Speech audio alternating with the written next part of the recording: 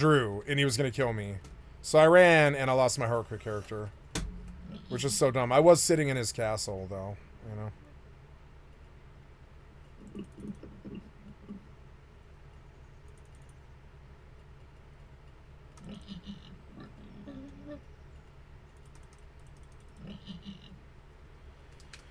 Okay, so we left the area.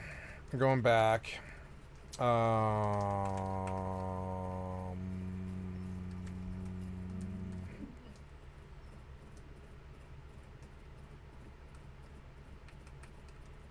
Oops. Oh, yeah, I can leave.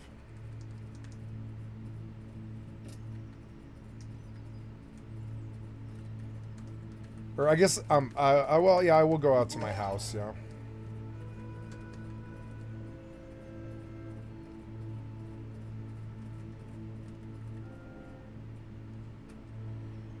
Two dire wolves.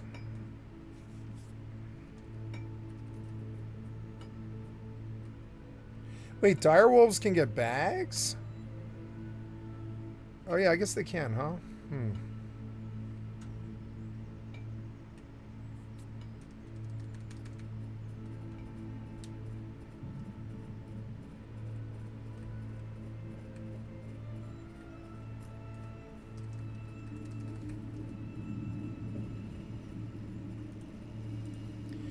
It's good that I stopped putting my time into FFXI Hardcore. It doesn't go anywhere. But I wouldn't mind leveling my BST maybe. Like at 75. I should find a camp where I can get XP at 75. I mean, I guess it's right. I can always just go to goblins. Yeah, I can send a sheep to goblins, which is what I'll do.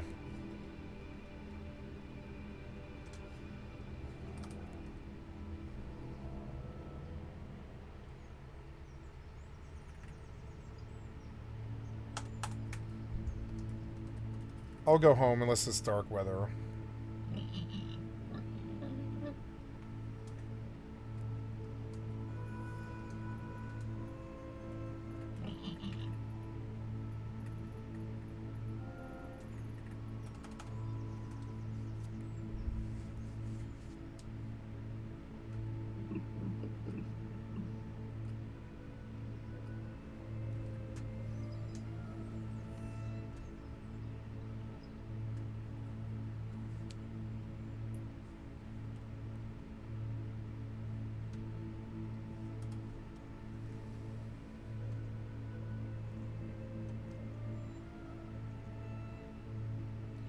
I want to make this conversation bigger because the information is actually good.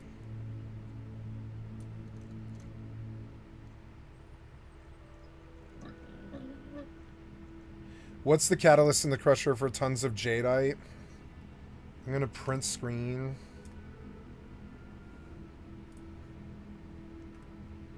There. And I want this.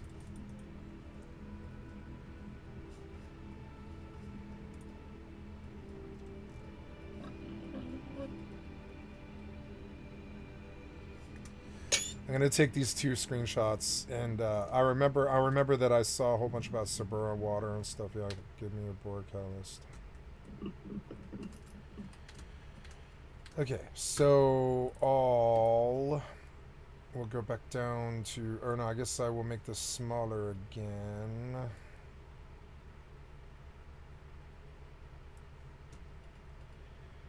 I will kill this tab, and I will just make my chat really big and long.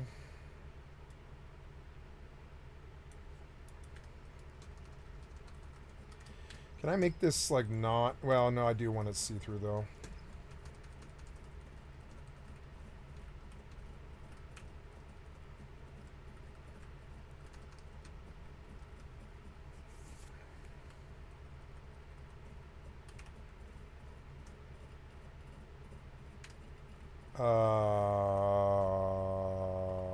So, I guess I go back and kill bandits.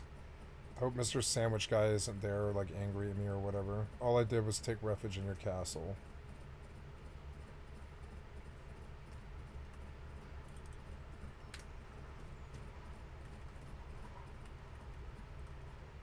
Someone's in there? No.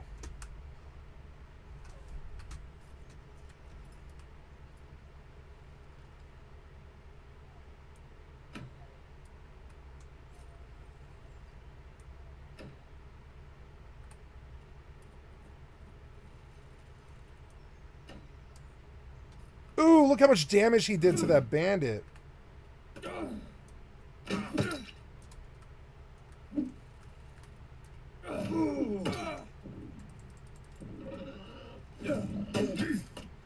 Oh, yeah, that big headshot.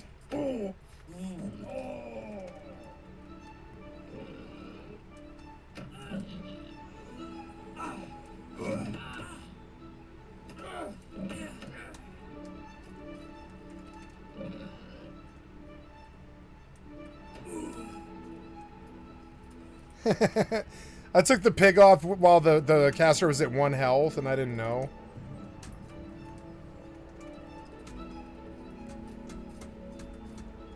Look, the pig does a lot of damage. I like BM Hunter.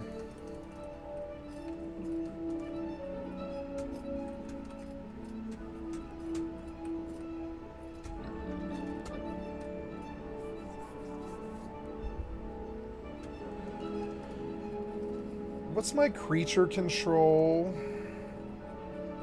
83. I need to unlock it. I want to spend some points into it. Well, I mean, I don't know. What's creature control do? I can't remember. More and stronger animals. Yeah, I want creature control at 83 and taming and all that.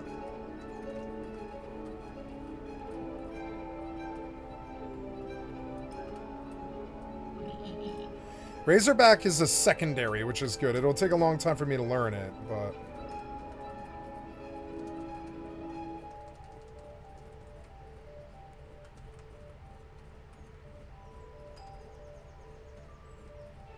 I see now why nobody has, like, priest shacks lying around, and if they do, it means they're active. Because the upkeep is just murder.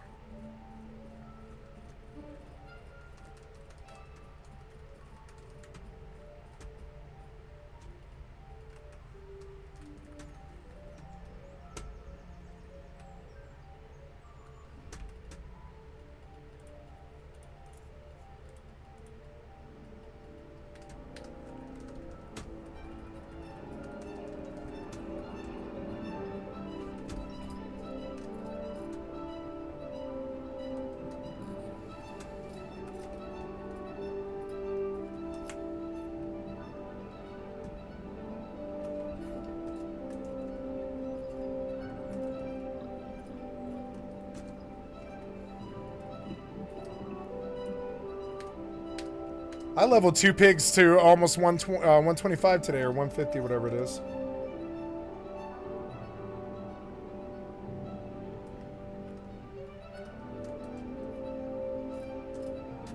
His health gets higher the higher level he gets. It's cool.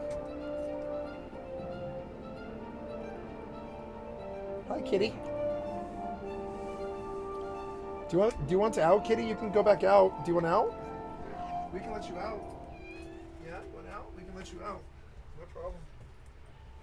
Just say hi and cuddle. You can go outside if you want. Yeah? Go back out? Or you want to stay? Yeah, I'm not keeping you. I'm not trapping you. Good kitty. Good kitty. Thank you for coming and seeing me. Good kitty. Good kitty.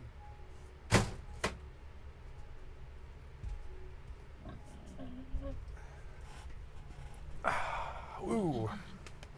Jesus Christ, what the fuck happened? Woo. Woo. So that everyone can use? Nope.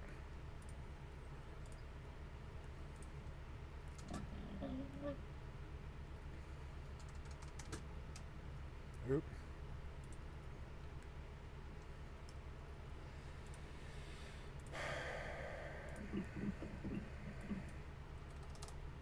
Why are you doing this over and over again? Stop that.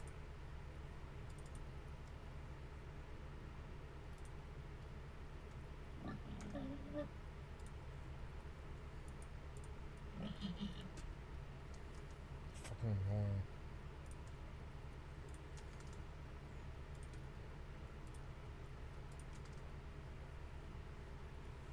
Yeah, at least I didn't lose the stream. I sat on my keyboard. Oops.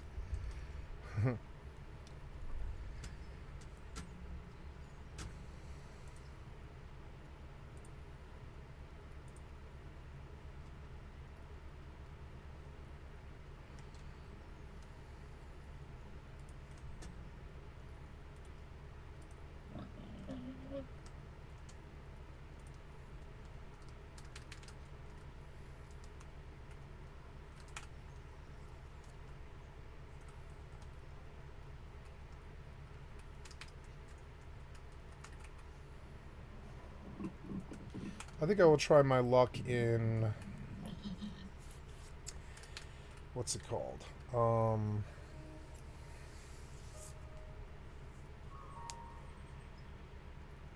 The beach. And I will try to kill things in the beach. Like goblins and such. Because they're fun.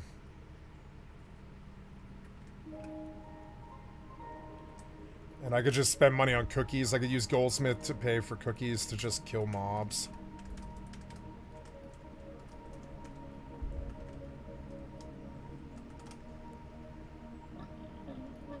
I can't seem to get a character up. I can't believe the Mist Lizard killed me. I resisted it for like a day. I was like, I shouldn't go over there, they'll kill me. And they did.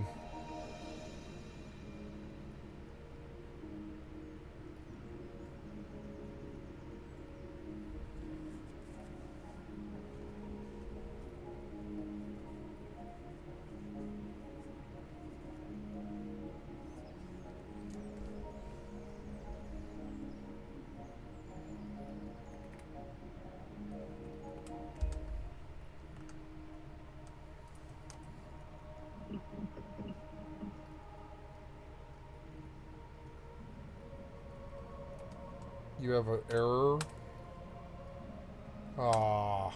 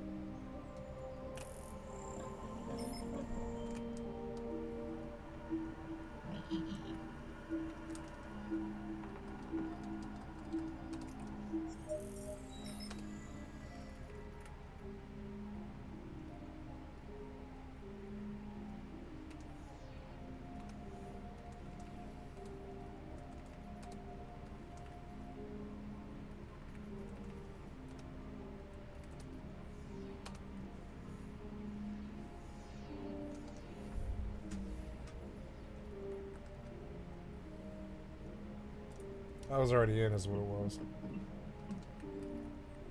Wow. A lot of people here for some reason.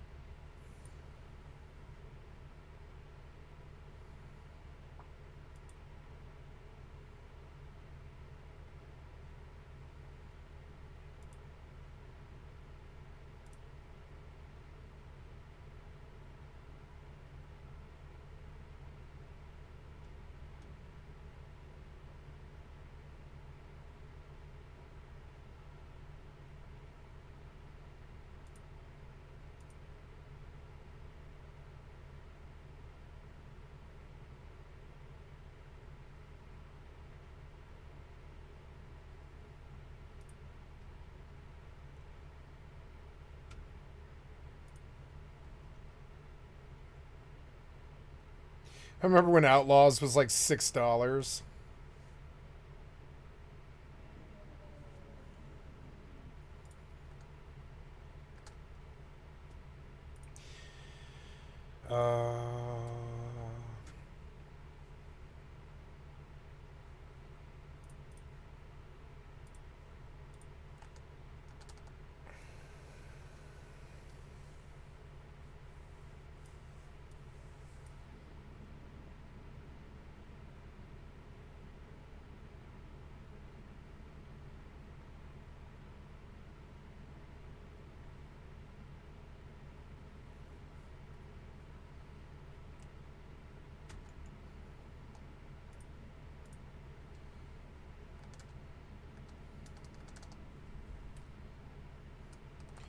Yeah, look, the sheep, I don't have to feed him.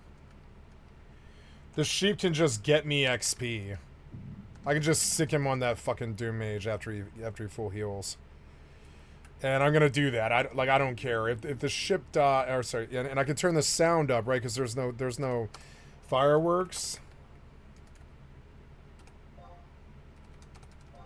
Maybe not that loud. Yeah, like that loud, maybe. This is loading faster. Rust is loading faster. That's good. What are we doing here? I'm out of stats again every time I log in, which sucks. I should not, like, eat so much.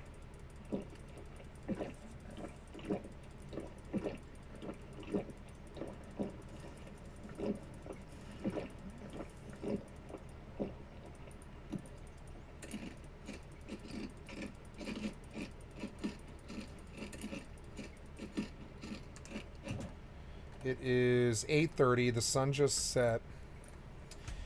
Maybe I'll chop wood.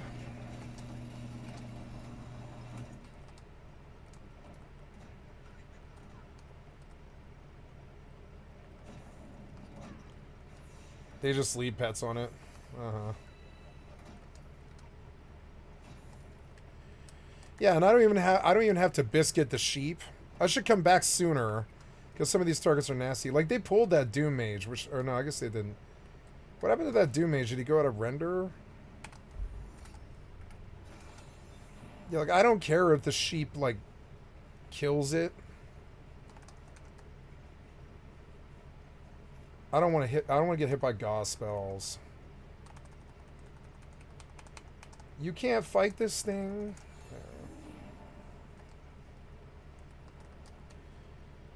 Yeah, what is he doing? He's doing Quake. So I better get in there and interrupt him. Look, he's squishy, though. And the Quake's not on me, so... Oh, yeah, look, he's squishy. Doom Mages are squishy. We'll learn what targets are good and which ones aren't. Like, the rabbit does a lot of damage for some reason. Maybe I should just charm a rabbit and stick it on another mob.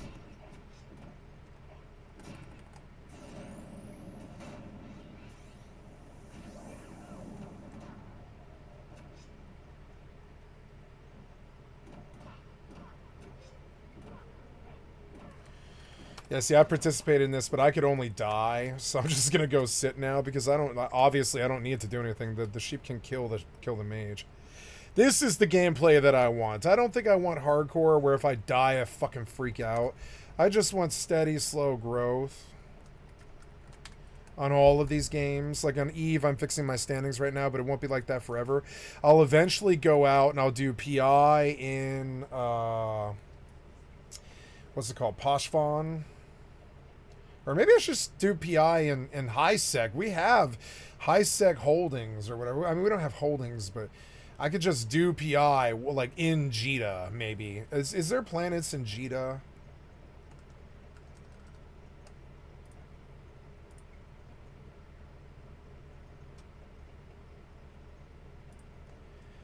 EVE Online, is it possible to do planetary interaction on the planets in the Jita system?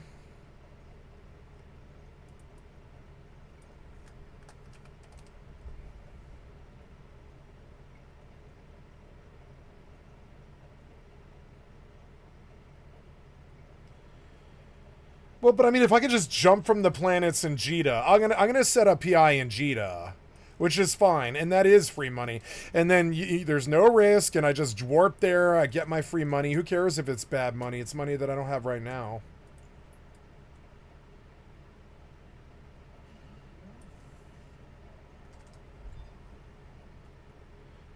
There, so then rest.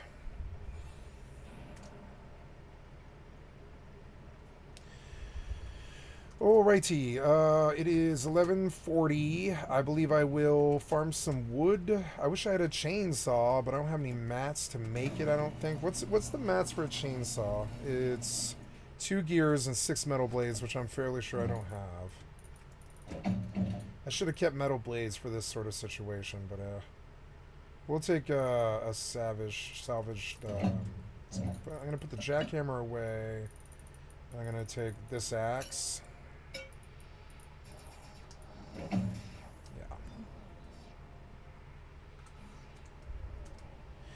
Perhaps I can just charm, and then I don't even have to spend money. I can just charm the rabbit and stick him on Doom Mage and learn what like each thing is. Velociraptor, the Great Kuno. So yes, I have suppressed pistol. I have GP. I will make a little bit more pistol rounds in the hopes that you know, that I get duplicates.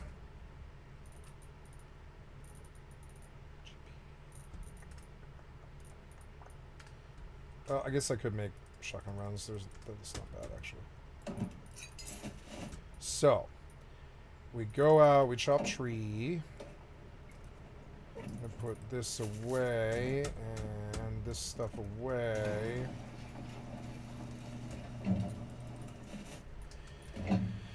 Could install some more lights. Maybe I have simple lights lying around here somewhere. Maybe. Yeah, there's a simple light. It seems kind of dark right here, and I think I want it to shine in. I don't know if I can. Yeah, I want it to be like right there, and I want it to like shine inwards, like that. And I want to take the thing and where's the last one? Is it like the clock? Yes. So wait, can you power out of a clock now? No.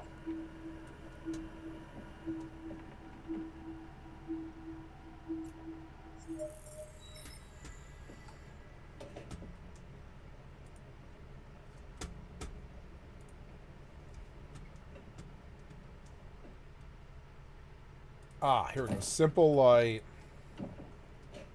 to simple light. I want one in there too. Do we have a simple light? I can always make them. It doesn't really matter. Yeah, I've been throwing the simple lights away.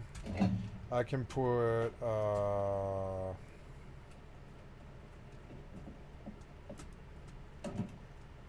okay, so now the sheep's full. What other nicer beastman targets can we pull without Link? Like, Doom Mages are frankly really, really soft. Maybe that Ghost. That Ghost might... Well, I mean, Ghosts aren't particularly soft. That Mercenary is probably soft. Let's try the Soldier, see how the Soldier goes. I mean, I don't know why I would kill the Soldier, really, but... Yeah, I mean, he's really physically resistant. We want something a little bit squishier than that. Let's sick the Goblin Merc. Go, go. Come on. Why won't you attack? You're so annoying.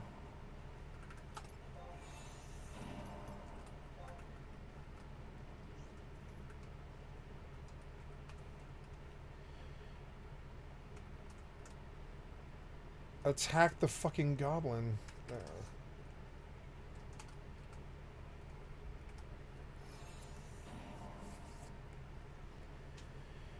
When the sheep dies of old age or whatever, I will, oh, I didn't, oh, yeah, I did. I will sick...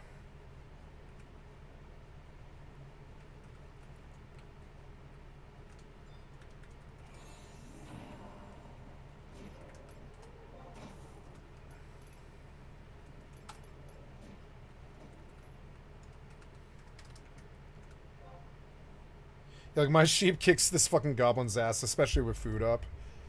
I'm gonna embrace the passive nature of Beastmaster and drone ships. Like, where's the most AFK, most valuable place I can stick a drone ship? Probably just a belt somewhere. I mean, I don't know. I don't know. Like, Poshvon, maybe? I don't know. Maybe I can just day trip out there to Nullsec and get lucky, and maybe they don't chase me, chase my, my Ishtar. It's only 300 mil.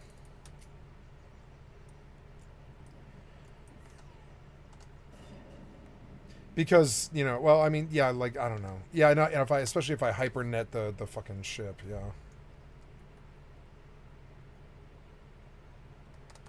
Okay, I want to go steal from the goblin now.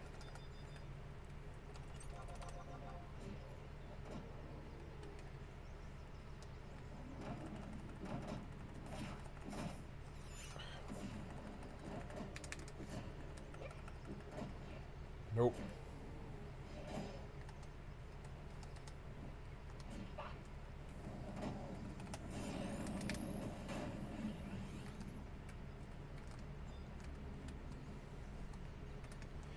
Yeah, let's let him kill the sheep and see what happens when I charm. We'll use a cookie just so I can, like, get started.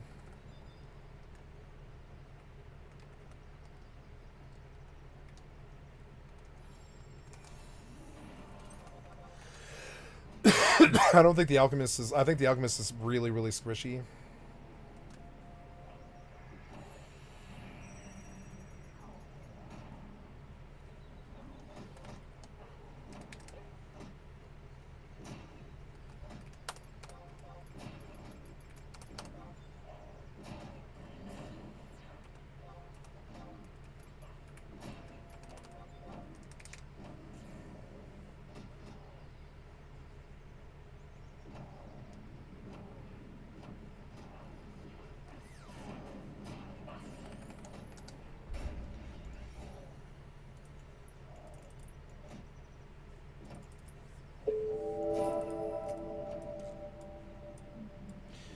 Oh, okay. So now we go back to the other place. What happened? That's all expired, did they? 88 and a fire crystal. That's good XP. Yeah. Let's sit down. When he dies of old age or just dies, I'll start charming rabbits.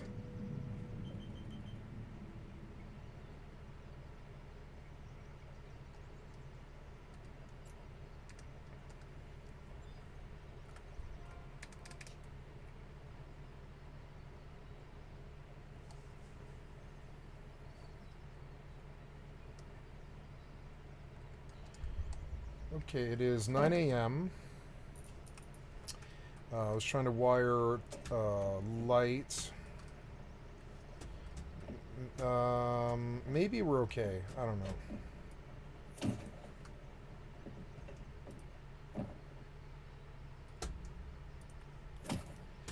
$9:07.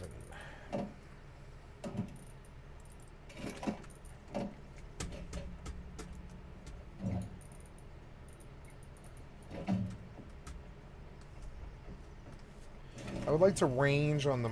Well, I was going to chop trees, but I think I would actually rather go look for metal ore. So I think I probably will. I'm going to switch out to jackhammer again, because metal ore is the real problem. I don't know. They're both problems. But, you know.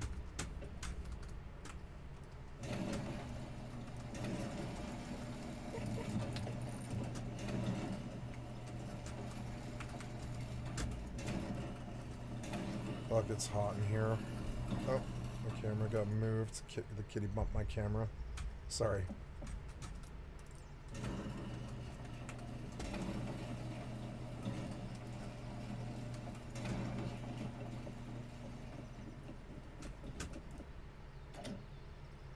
Somebody stole the fuel out of this somehow. Or maybe I just pulled it. I don't know. think I had like 20 fuel in here, but maybe not.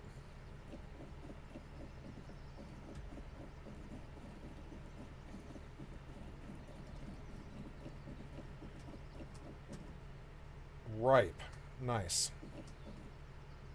Let's clone one and harvest the other.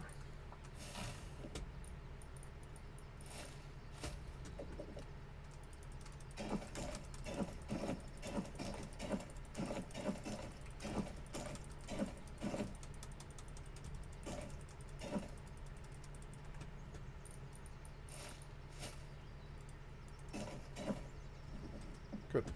And then how's the water? Water is pretty good. Nice wet area, this.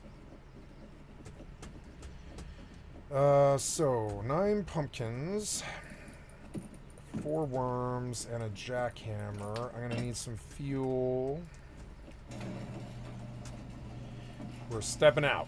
We're gonna go look for metal ore as opposed to running monument. Or I don't know, monument's a really good way to definitely get metal.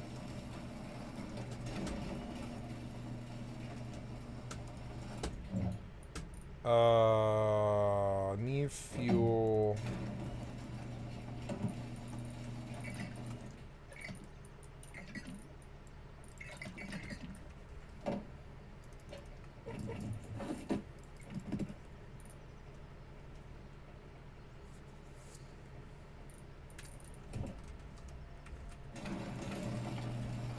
I don't like the expiration date on the food. Okay, now we have a full sheep.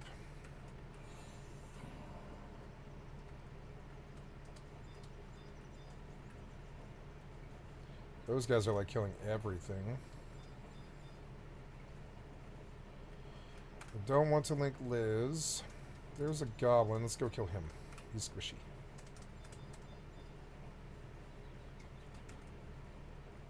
Or no, people like that mob, so maybe I'll just go kill this merc.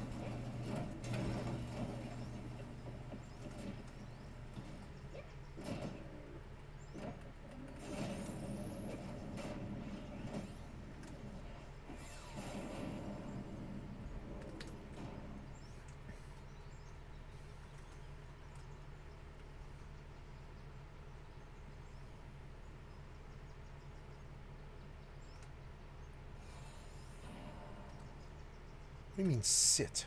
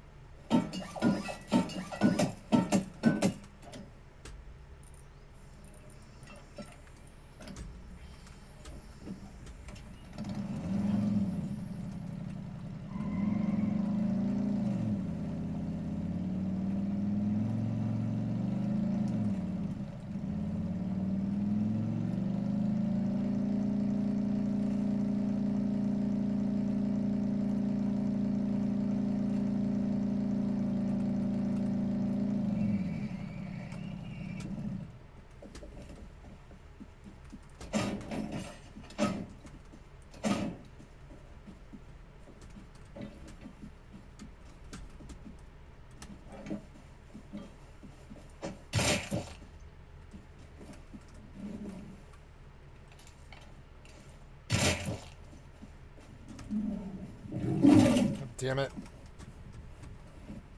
Can't catch a bite. Oh.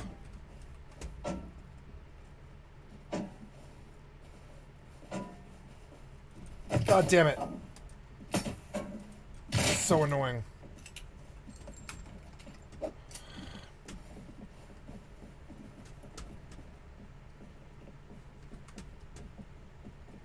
How did I get hurt that bad? I don't really know.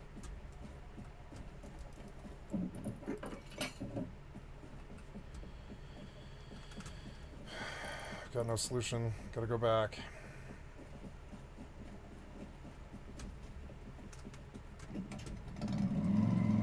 Here we go. Gotta go as fast as we can.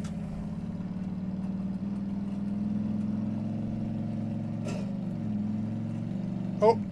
Out really fast. That was really fast. It was like 10 seconds or something. Yeah, closer one's this one.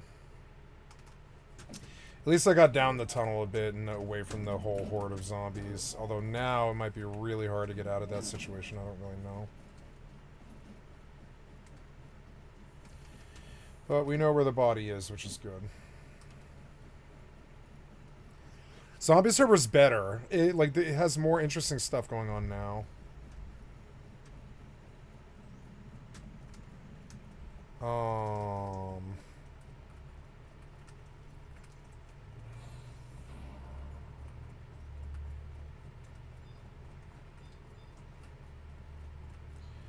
I don't know. Maybe the beach bunny is really the best target because he's kind of soft. I don't know.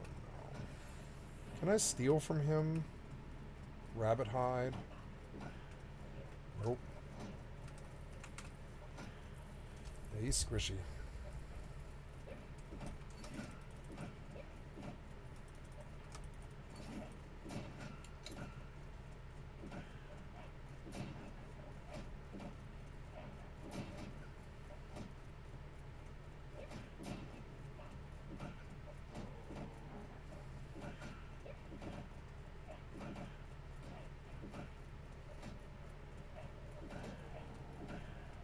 I didn't make it very far. But, you know, I wasn't far away, so. Yeah, the shield really screwed me up there, actually.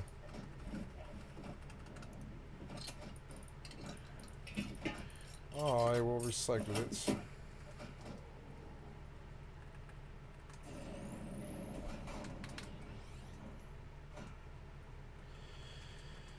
Yep. I kind of wish there was a place where I could get dark elementals and things that I could get for XP at the same time, but I don't really know.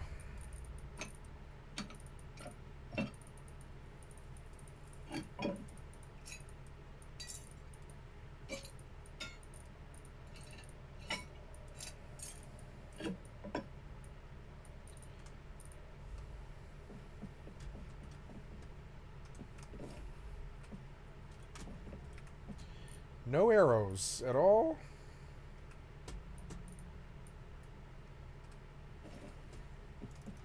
No arrows at all? How did that happen?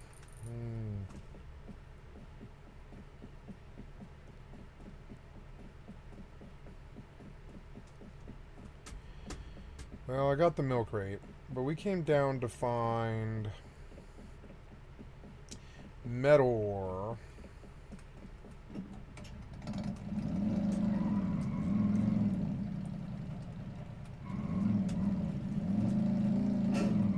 Which way is rich? Which way is rich? Oops.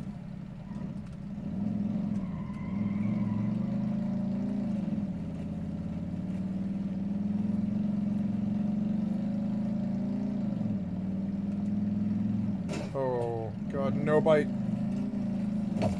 No! The fuck, man?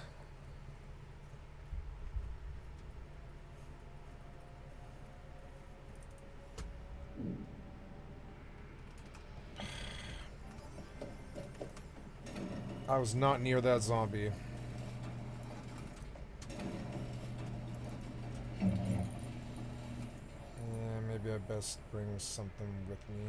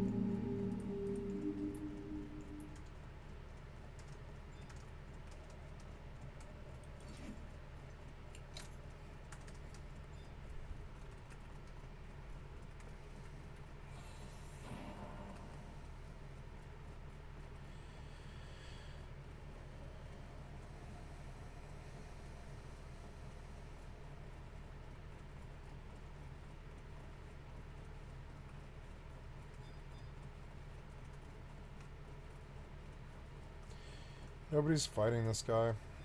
I'm just gonna kill him. Oh no, the rabbit will link the other rabbits. I'll take this bandit.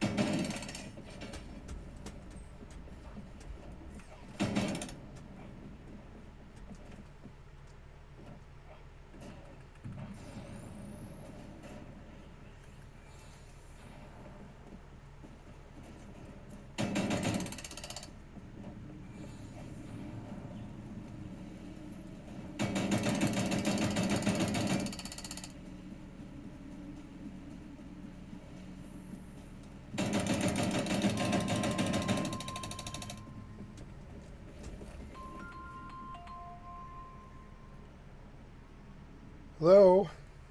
Hi dear. Hey. The troopers are out picketing. What the fuck do they have to picket over?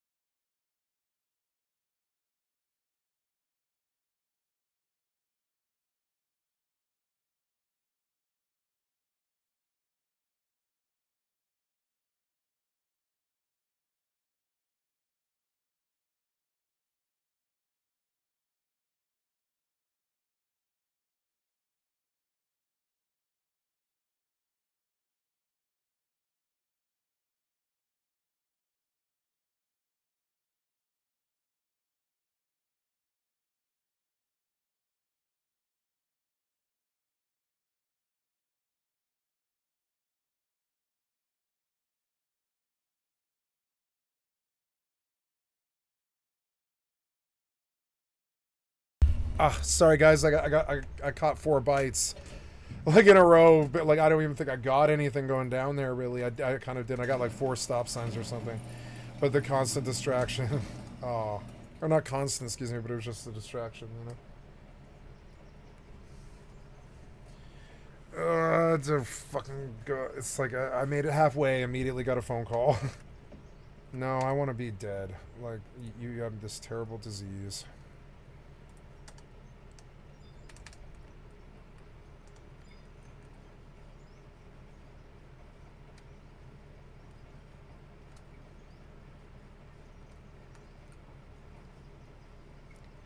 I don't know, I feel like this is safe. We might try robber crabs, maybe? Oh yeah, robber crabs attack, though. Yeah.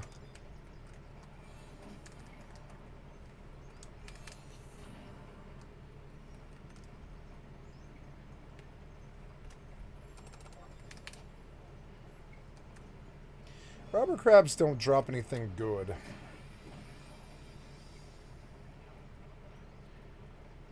Maybe I should go kill Doom Skellies in Gustav, because that's not that bad of a walk.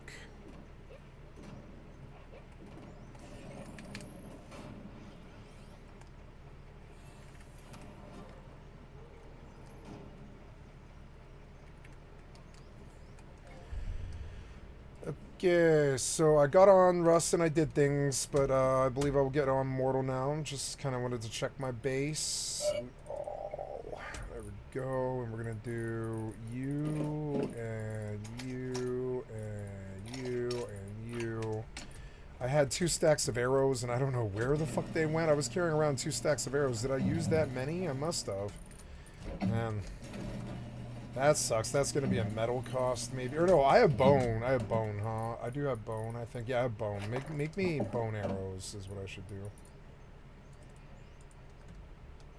Are you killing my sheep? No, my sheep killed it. Though land crab meat does vendor pretty well, actually. The land crab meat does actually vendor pretty well. What is that? It's like 4K a stack, but it's still not good enough. It's not good enough. I need to find Beastmen.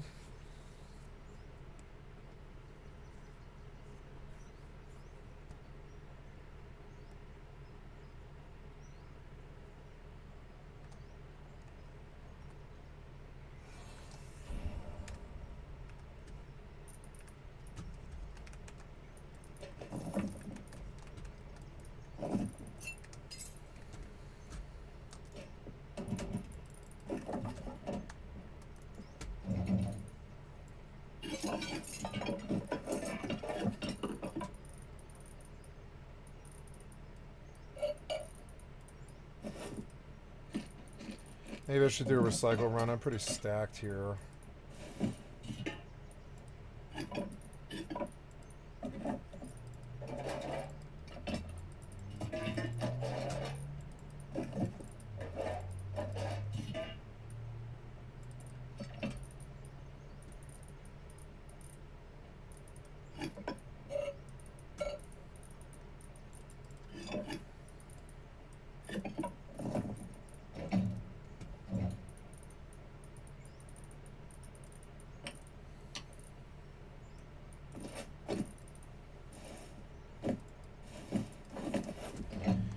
Okay, go do a recycle run here.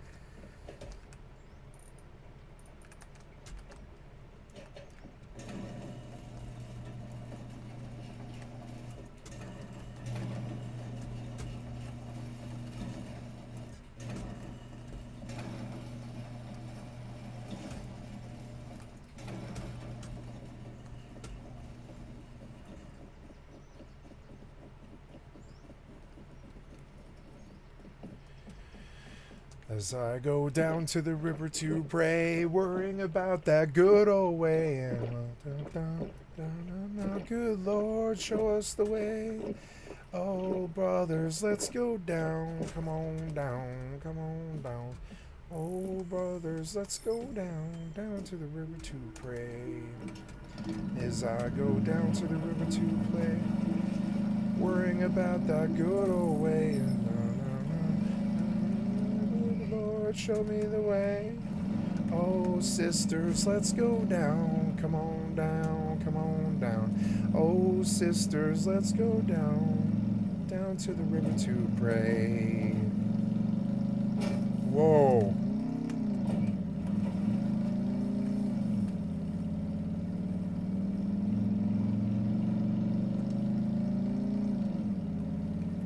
Oh. Ooh.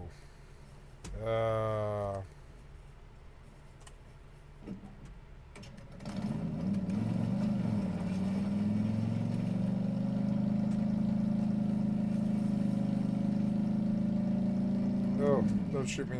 No, don't shoot me. No.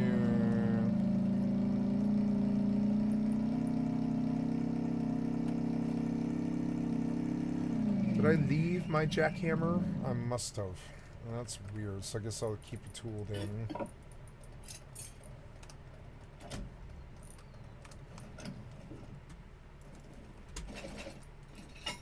There's a car part that I kind of want.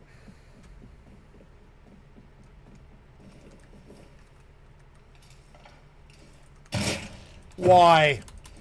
Why? Why?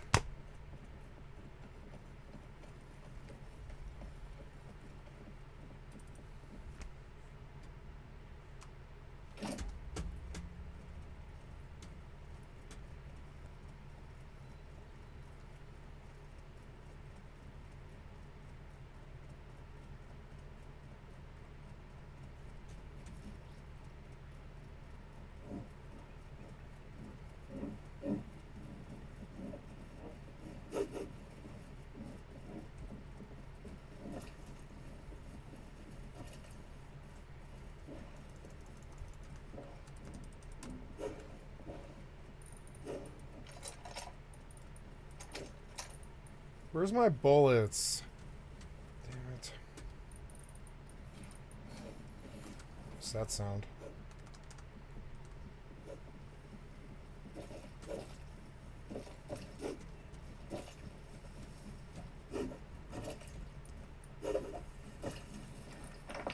Why do I have 3 bone?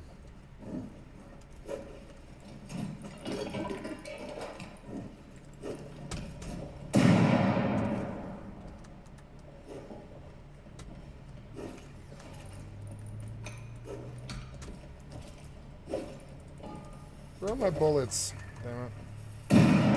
Oh, did that... Okay, it went through the wall, but it didn't poison me, which is good.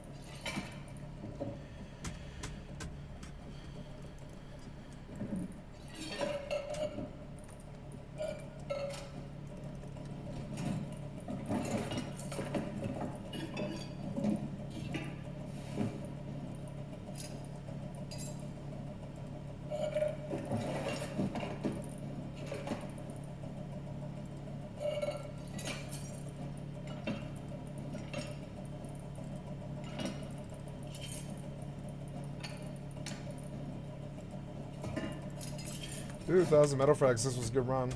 Gotta get all the other loot in here. And like around here.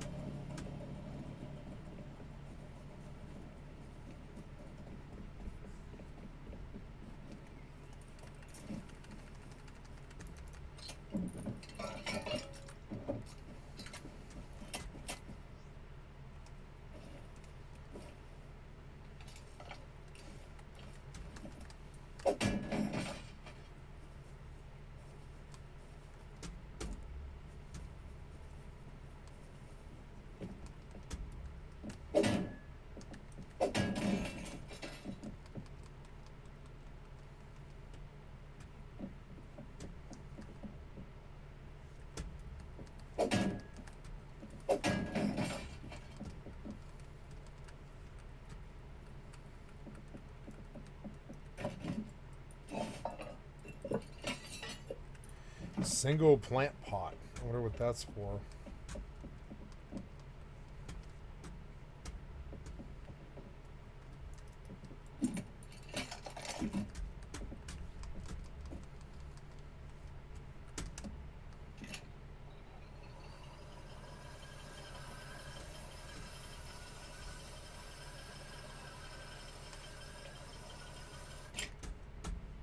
Oh, come on!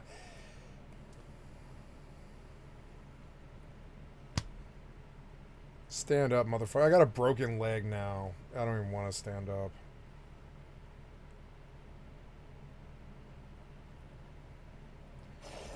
So dumb.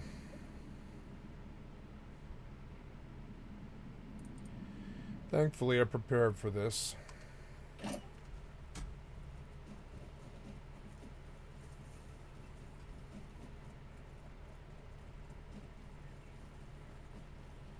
Oh good, a scarecrow. Is he stuck in the air at least? No. He's harrying the body for some reason.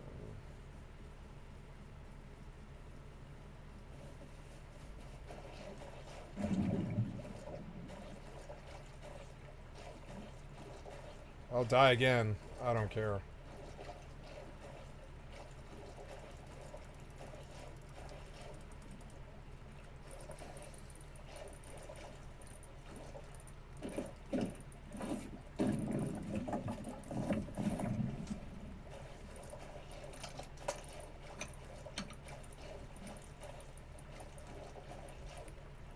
I have 300 cloth. Maybe I should take a motorcycle to the bandit camp. Isn't that bandit camp right there? No, yeah, that's bandit camp right there, isn't it? I think so. Or is it? Was it further up? I don't know. Maybe that's junkyard.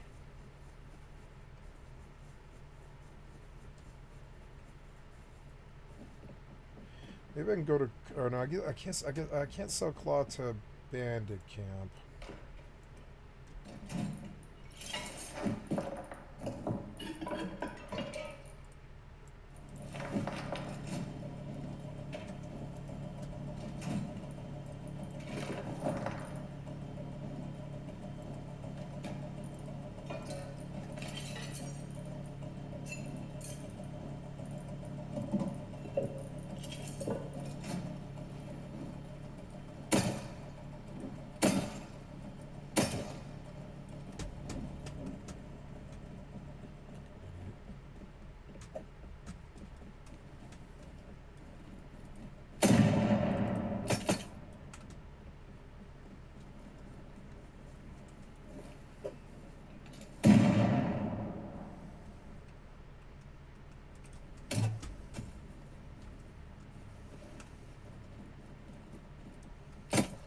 Got him.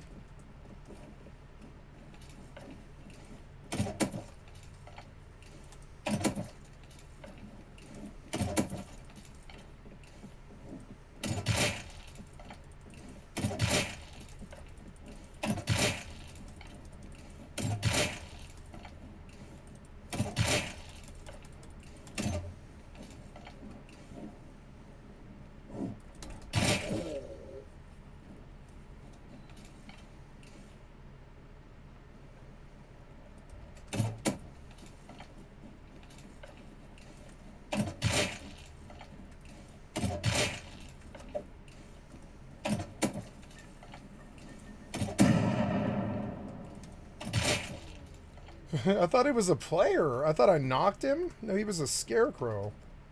No, I think I did knock a player, and that's his scarecrow.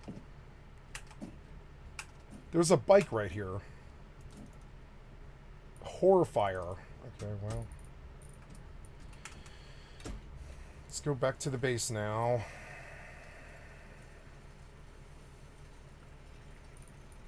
Or, well, let's recycle first.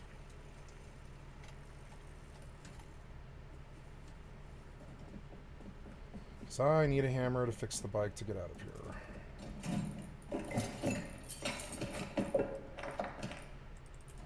I don't care if I lose this either.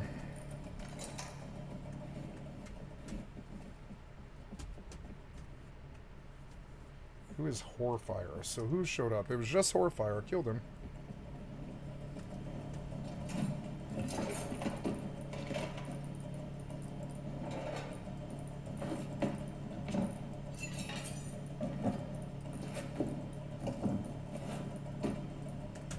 I hit every shot. Not every shot, but most shots. Yeah, I hit every shot. If it's the stream sniper, there's me shitting all over you again. I don't know why.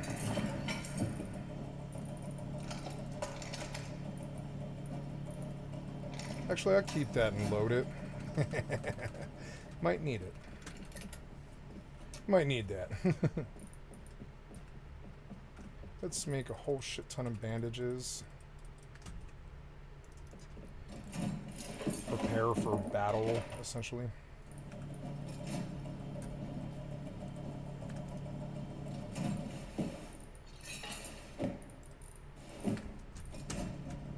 Now, this guy could be getting here, so we gotta kind of like start moving now. Thought I heard footsteps. Nope. Ooh, that guy's a pig. So I needed a hammer.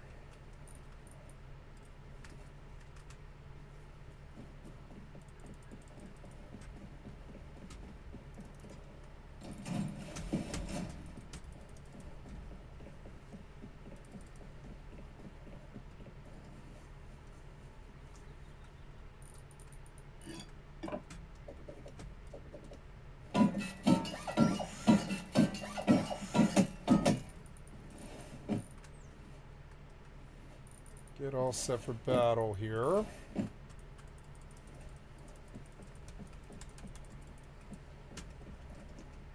Okay, let's do it.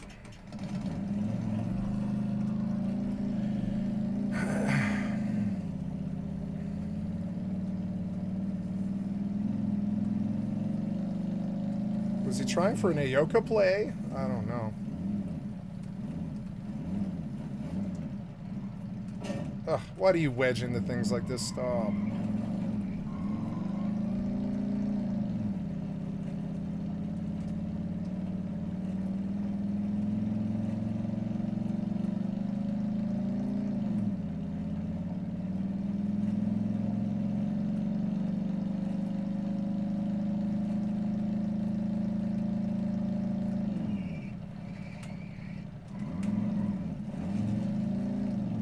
What are his butt buddies here?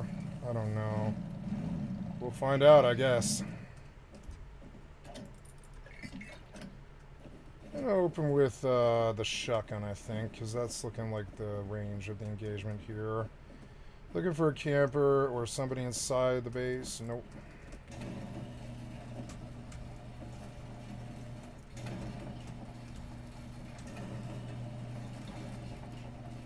Victory! Nice, I really could use this 1200 metal frags, and now I'm gonna log.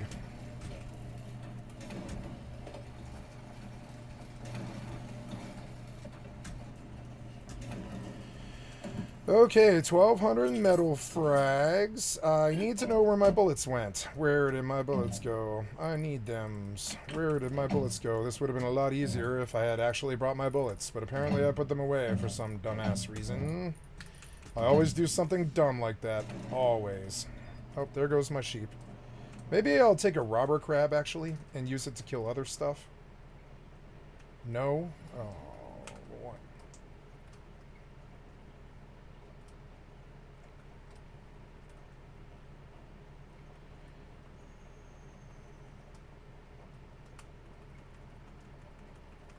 There we go.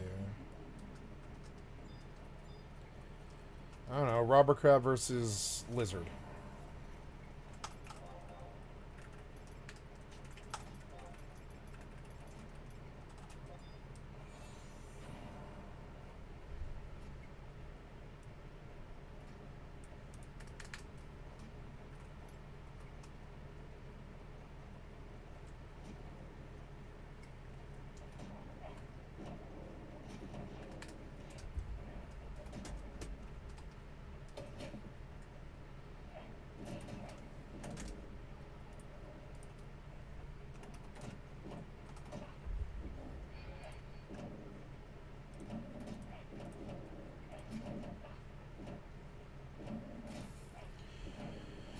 One game ban on record. It is the shithead fucking idiot ass stream sniper. Lemon. It is him.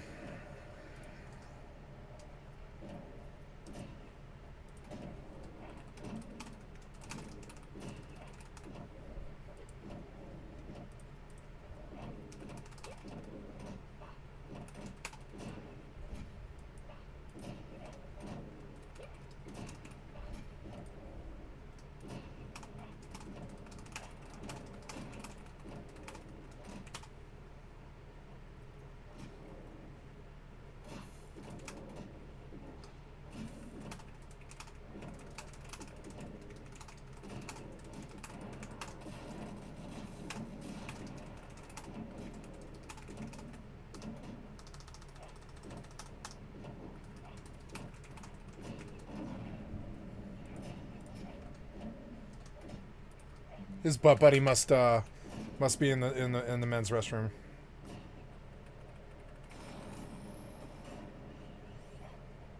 That's not good. Ooh.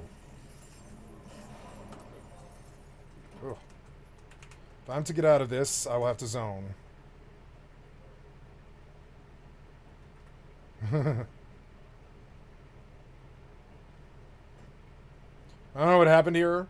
I guess it turned night and a soldier spawned on me, which is so dumb. Sorry it turned night, you know. At least I don't have to run through the goblin or any other ghosts. There's a merc here and I didn't know he was here. I lived, I think. I don't know. These things can catch up pretty fast if they want to. But I think I lived. I just, oh no, oh yeah, the poison wore off in time. Yeah, I lived. Yeah, it's got me down to 74. Made it, I think. Yeah, I made it. Nice. All right, that didn't really work so well. I think, I don't know.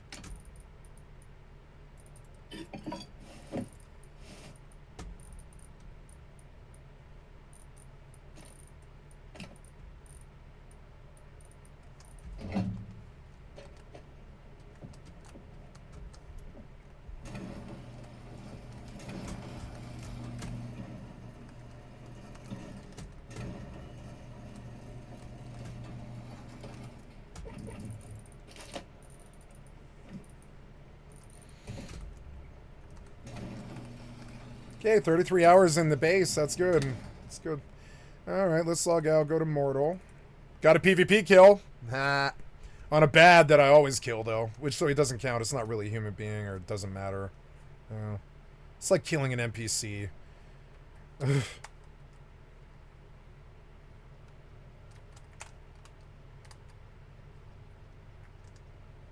Fucking bully. Fucking bully-ass cocksucker.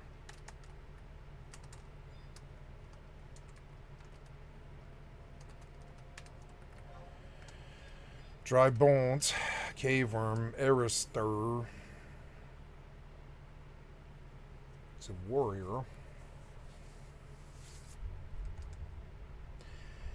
Oh, I should stop playing. Should stop playing FFXI and let Eve take the place of FFXI, and I You've been examined. should play.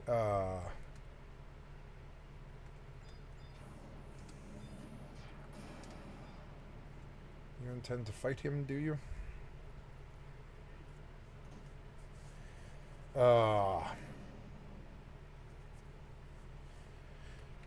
I just came in here to see who was here. So I've got to go back to Gina now. I will leave my thingy here. I don't want this locked, but I want this. Yeah, I'll come back here. But first I will. Well, I mean, yeah, I was just getting a Corvette. It doesn't matter, and I'll go to Gita.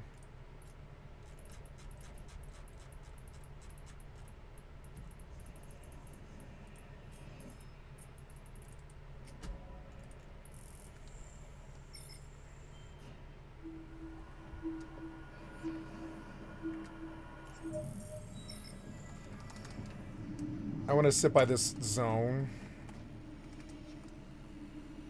and use like rabbits and crabs and stuff to fight that goblin, because he's good and squishy, and he's XP, and he will suicide, and he will give me XP. I just need to find the right spot. I think that is the right spot. I think the outpost is the right spot, and just 6 sheep on mobs, melee them a couple of times, and then run out of range so I can get the what's it called? Ooh. Ooh. God damn. Miss Hot Bard. Tabnasium ring. God damn. Rostrum pumps and World Cups. Where's the goblin? There he is.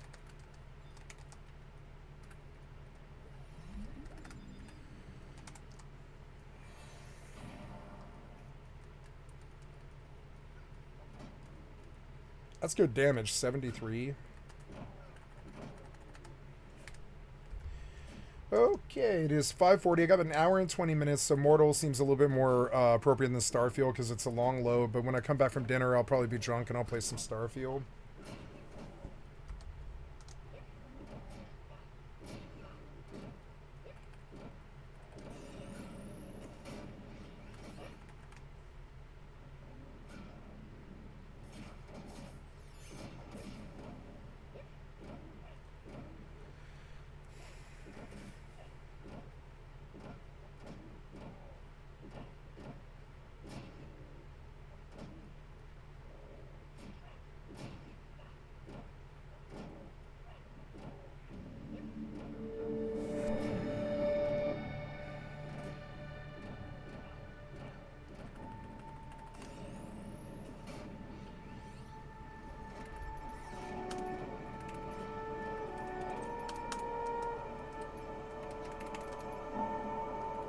No, I don't want Starfield.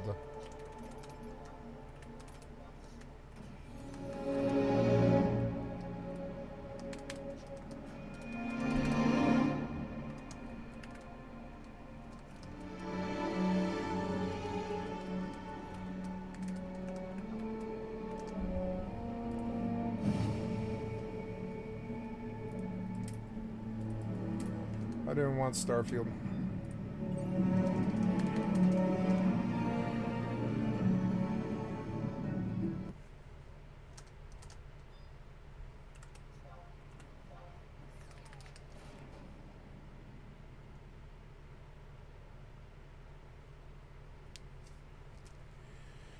Yeah, the rabbit will kill the goblin. It's good.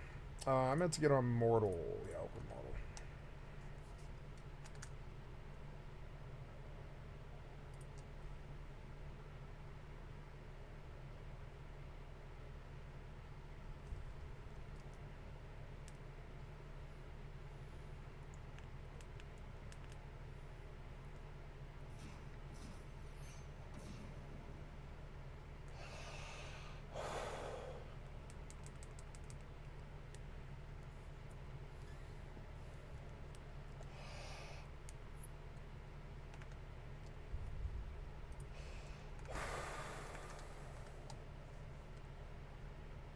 They want $60 for Mass Effect 1 Legendary Edition.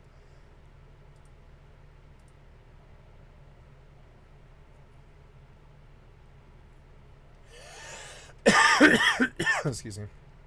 $4 for Red Faction Guerrilla Remastered is pretty good. You've been examined. I do like this open world game. I do. Cool. Yeah. What's up, bitch?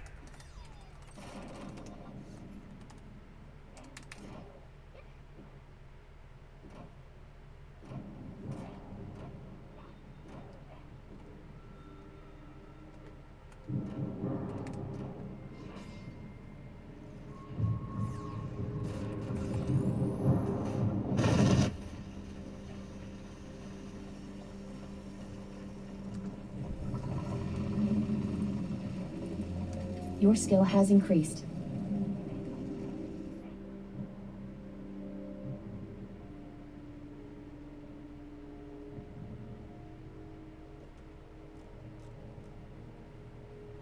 $4 is a good deal, but it's a single player game. I don't need to buy it. I probably won't play it. Honestly, I know I won't.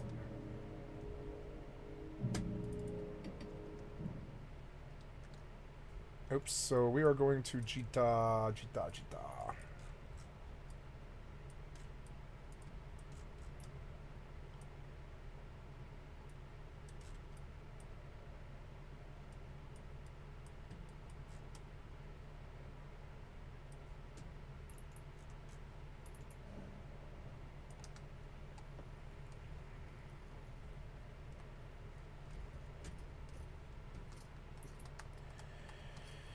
Alright, we're going back out.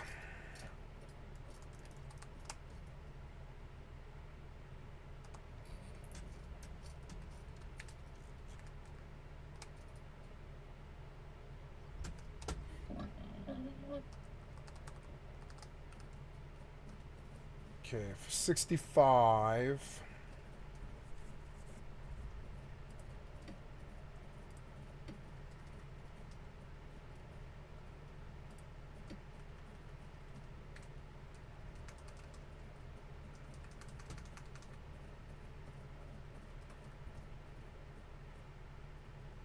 Razorback Mastery. Razorback Fight Back. What does Razorback Fight Back do? Let's find out. Worthless Spy. Then... looking for...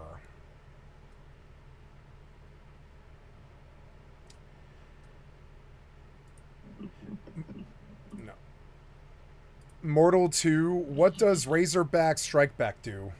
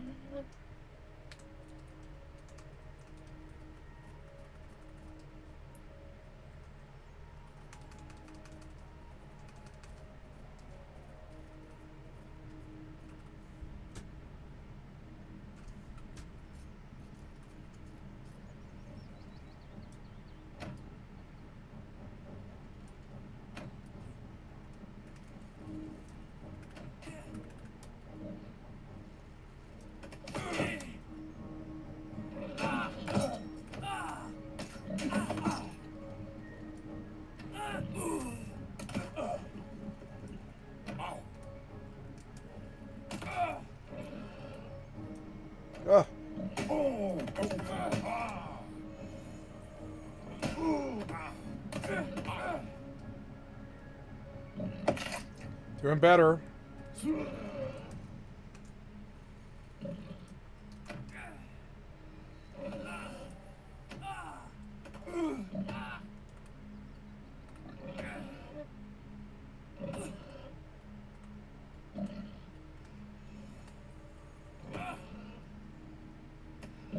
Whoa.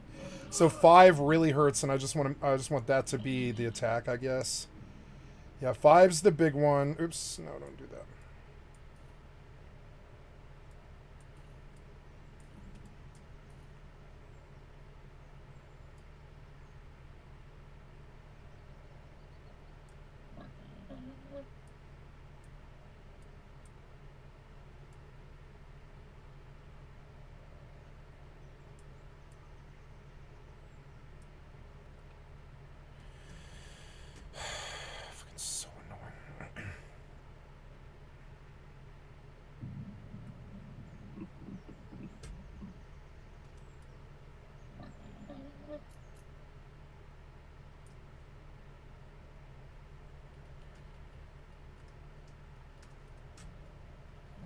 This game gets easier if you just level.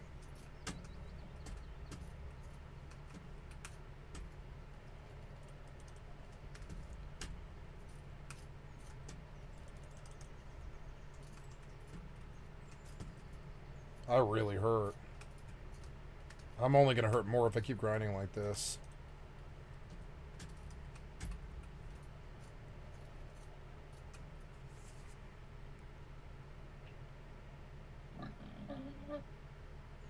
Ooh, creature control. What's my pet points? 68.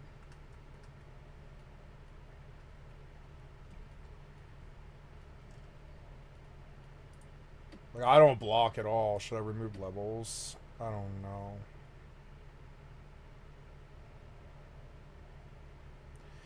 I don't block. Can I actually drop blocking? I guess I didn't think about it, but I probably can. I could probably like, at least like lower it to something lower, yeah.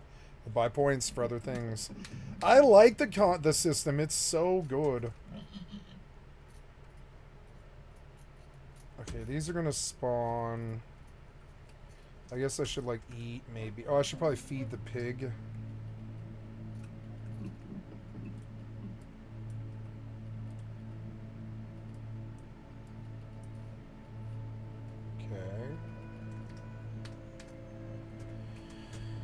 I guess I go dump the loot so I don't lose it is a good thing to do. Maybe shoot a springbok on the way down there or something. The spawns aren't good enough. Yeah, I don't want ranged I don't want mounted ranged combat, like mounted combat at all.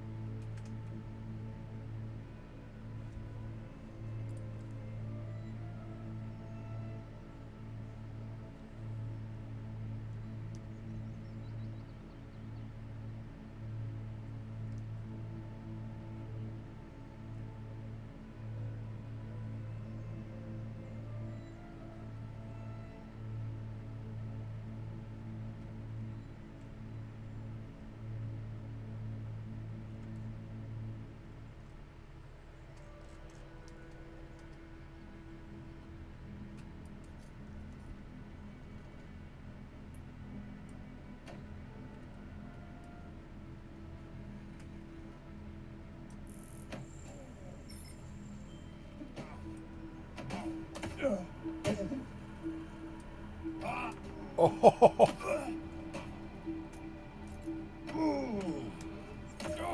Look, the pig really hurts. More than spear does.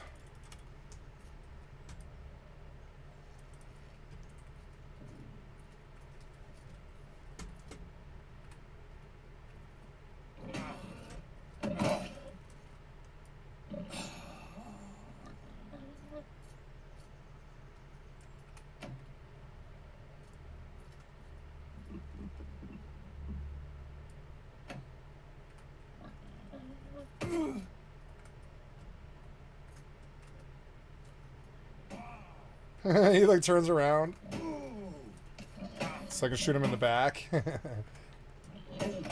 Look, he can actually hold like hate now. He can actually hold hate. Nice, and he tanks better too. Ooh, BM Hunter is so good.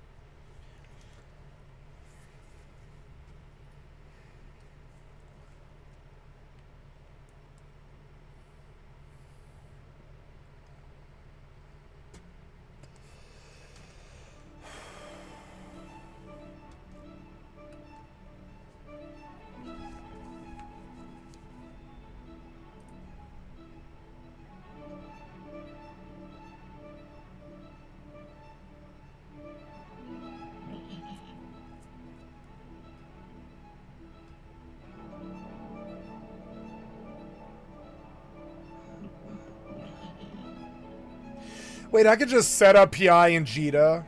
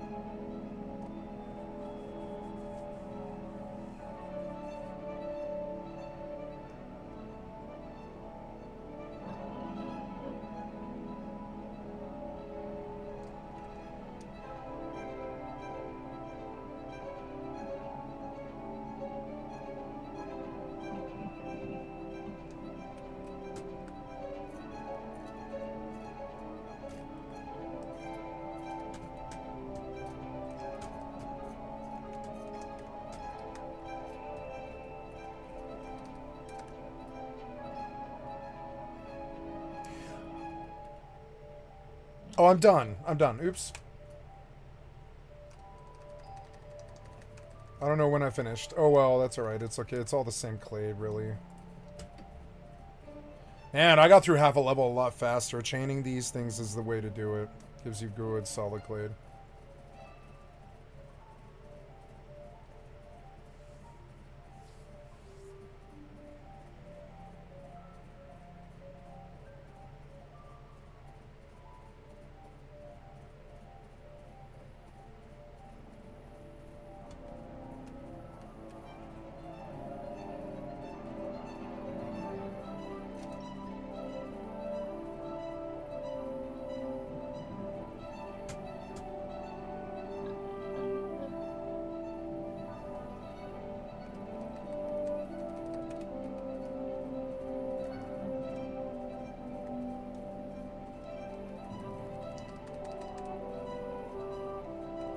Thanks for the free mats! Forgot to say. Thanks for the free mats. You brought them to me. How nice of you. Brain dead pieces of shit are gonna brain dead piece of shit, I guess. I wouldn't put myself in that embarrassing situation. But then I'm not a fucking moron.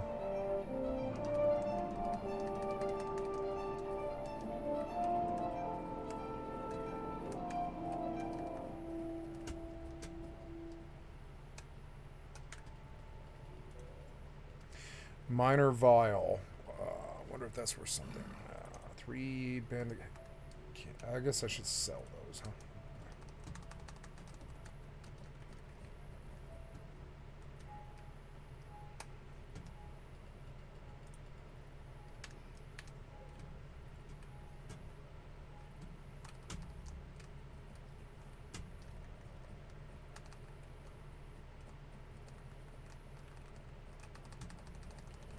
God damn it, the tents are so annoying. Let me out of here. Let me out of here. Let me out of here.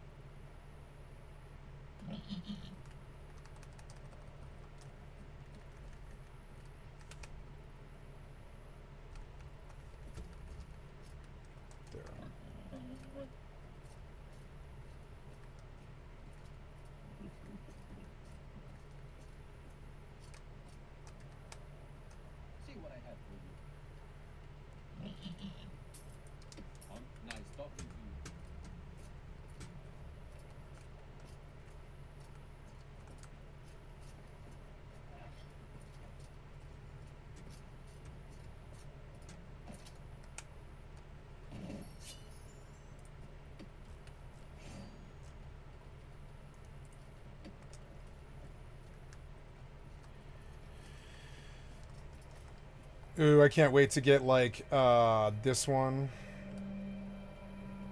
The lifesteal duration for 4% longer. 4%. Which right now it's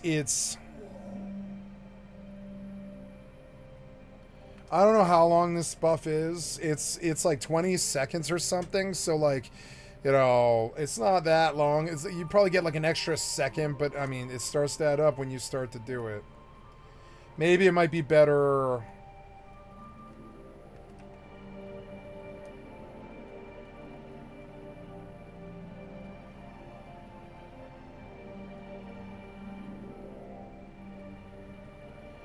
Cooldown. The cooldown. 3% faster cooldown would be much better because the cooldown's also really long. Like, let's bust it and see.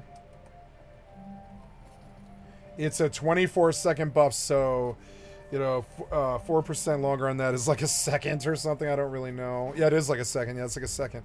So, you know, and so I guess, yeah, we would buy... not the cooldown. It's the health gained. I want the throughput on the actual spell. 4% health gain. It's not that good, but I mean, like, you know, it does add up. And or I don't know. Duration is probably best, but I don't know. Yeah, like a second longer. I don't know.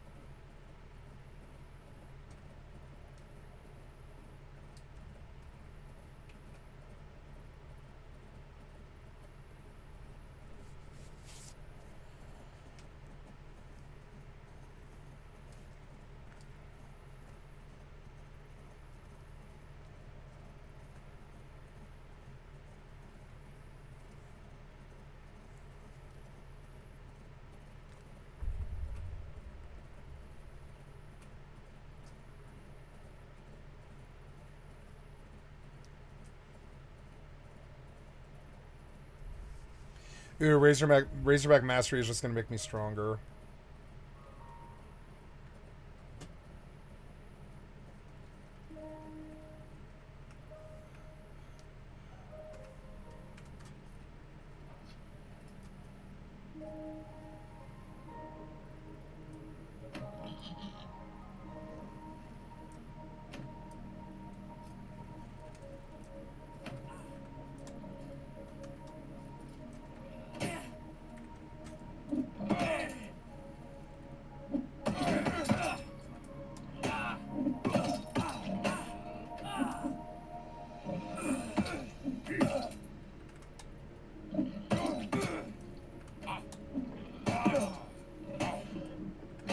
Oh, he killed me. No.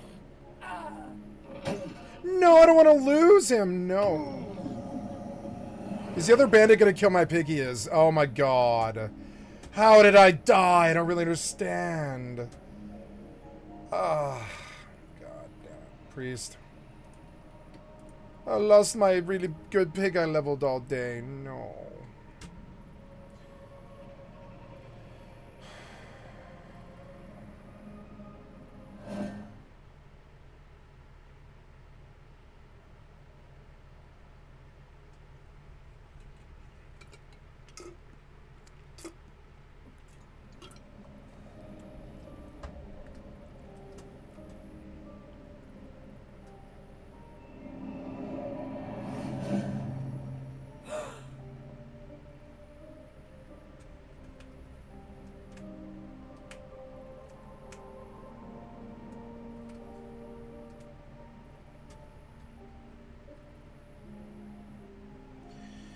Well, I can always go get another pig. His saddle's sitting right there.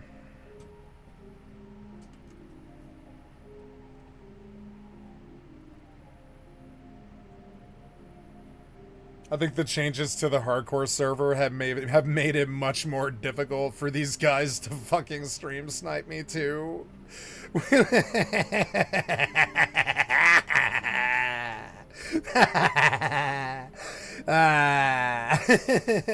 The server itself wraps its deadly arms around me and protects me in this death wave that totally works against my enemies as well as me. And it works. It does work for me. It's beautiful. All right, I'm not dead. Let's go. Oh, I need to sit down though. I'm gonna sit down though. 88. Ooh, 145 shield skill. Nice. I'm getting skill up from this. Yeah, I need skill up. I need to cap my abilities.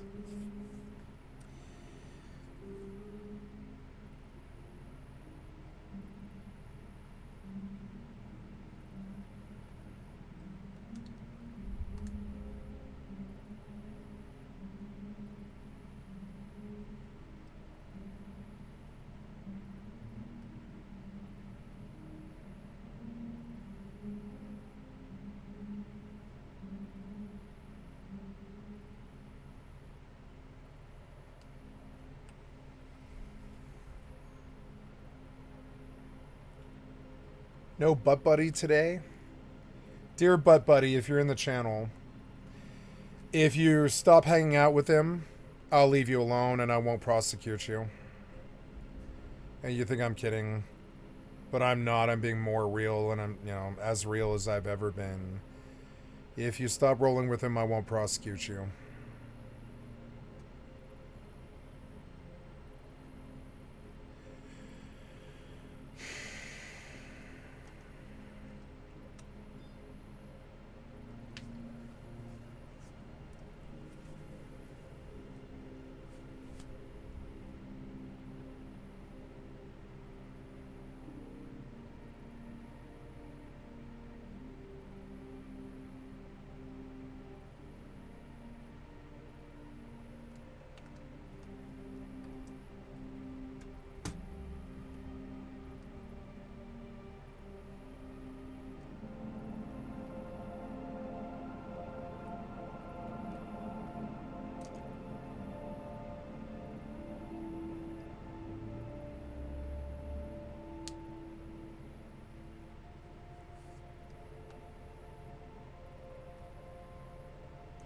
Gotta go get another damn pig now.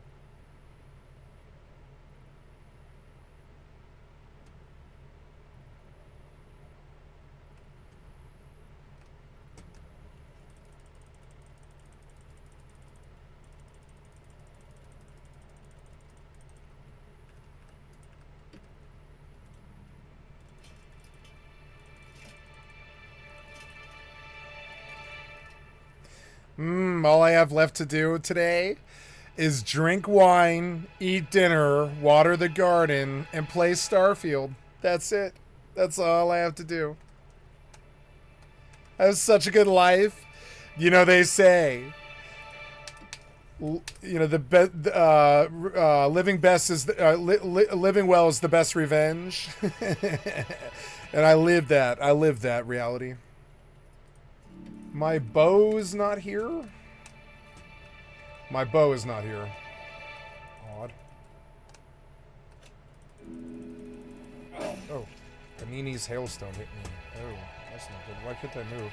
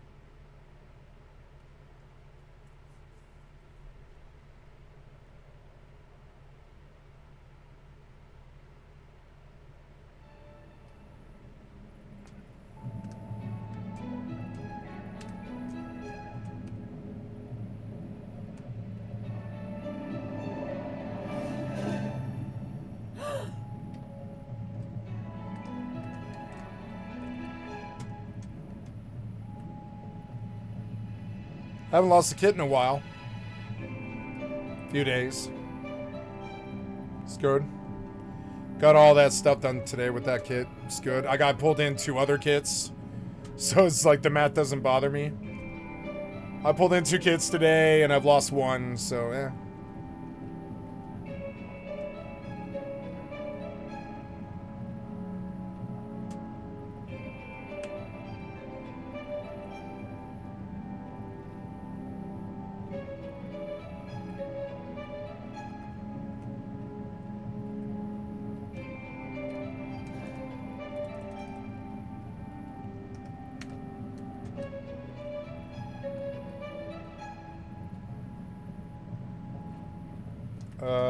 I better just buy a new kit. You know, I lost like, I think 5, 7 gold, something.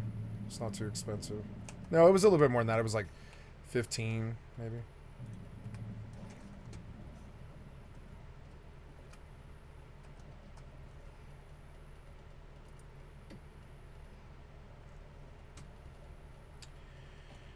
Okay, we're gonna do helmet.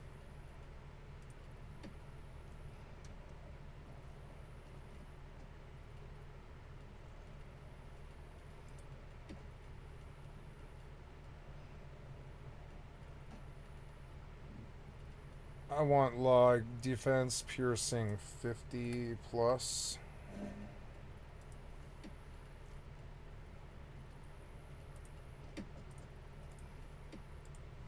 There's some money, nice, like 2 gold or something for something, and then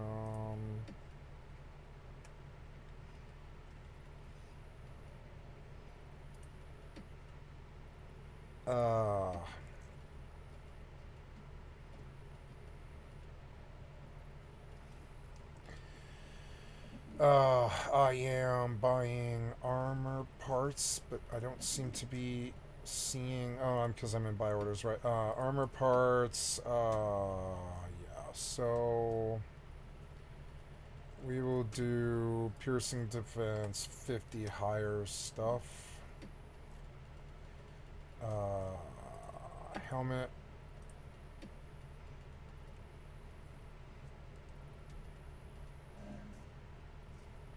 Yep, seems good.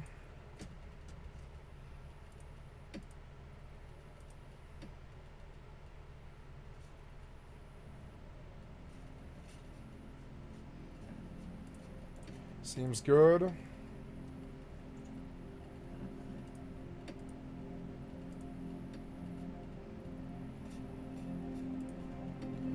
Seems good.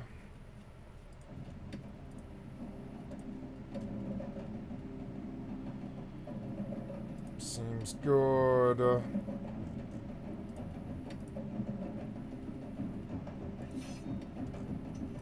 Go.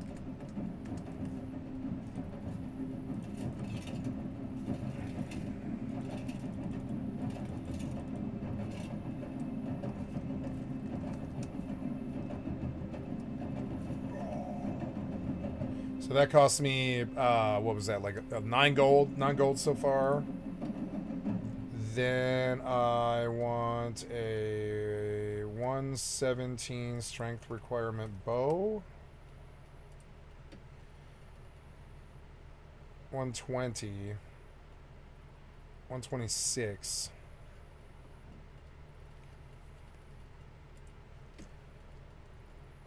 $128, $131, $120, $120, $120.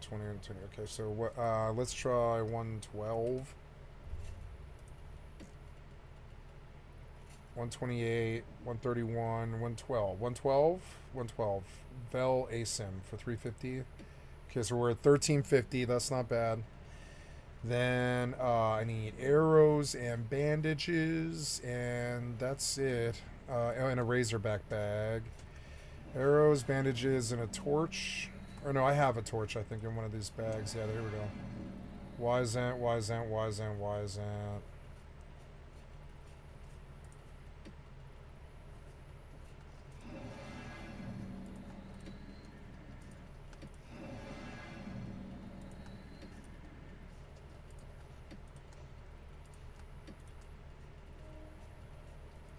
Horse bags, no.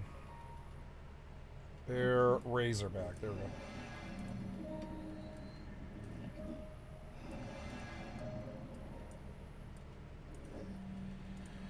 go. Alright, what else? We go bow.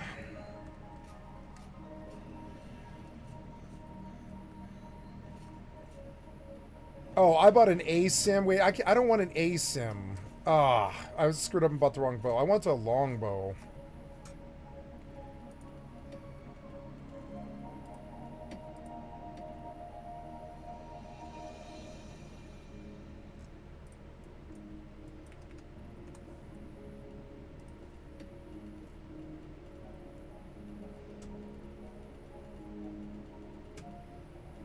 Those are ASIM, but I'm looking for longbows.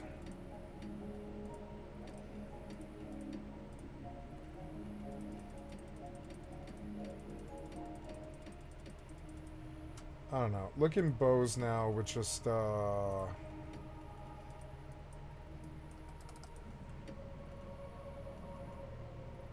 recurve bow.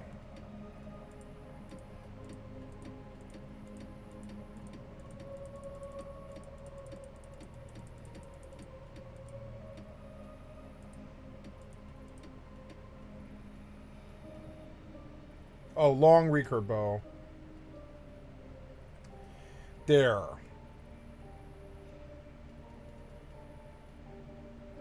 That's what I want. That's the one I want. So, this guy, I'm going to put it back up for, like, you know, the same money or whatever. This guy, I'm just going to put it back for, I don't know, like 3 gold or like 3. There we go. Then, yeah, we got most of what I had, and this cost me like 16 gold or something like that. And I have made like a lot of gold today. Like, I don't know, 300 or 400 or something. So I think we're probably okay.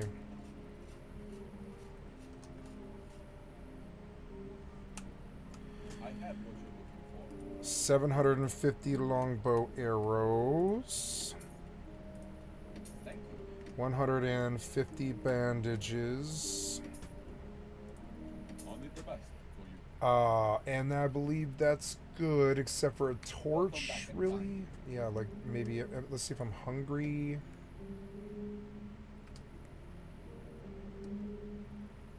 Oh, my stuff is overweight? Oh, the chest piece, it is a bit too heavy for me. So we'll have to switch out the chest piece. That's kind of annoying.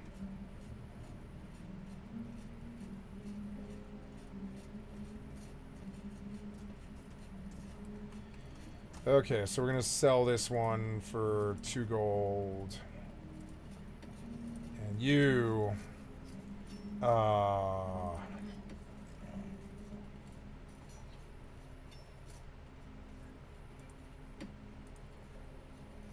So, I want torso.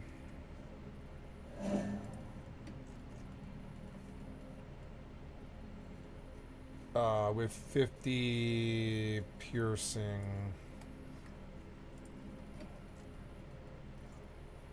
But it's 5.92. I think that's better.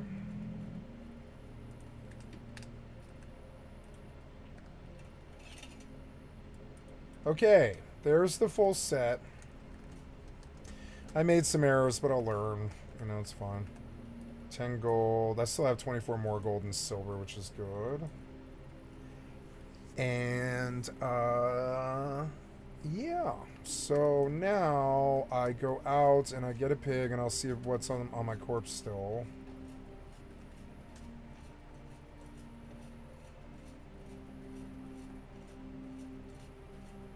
If I see that guy, I will just try and kill him.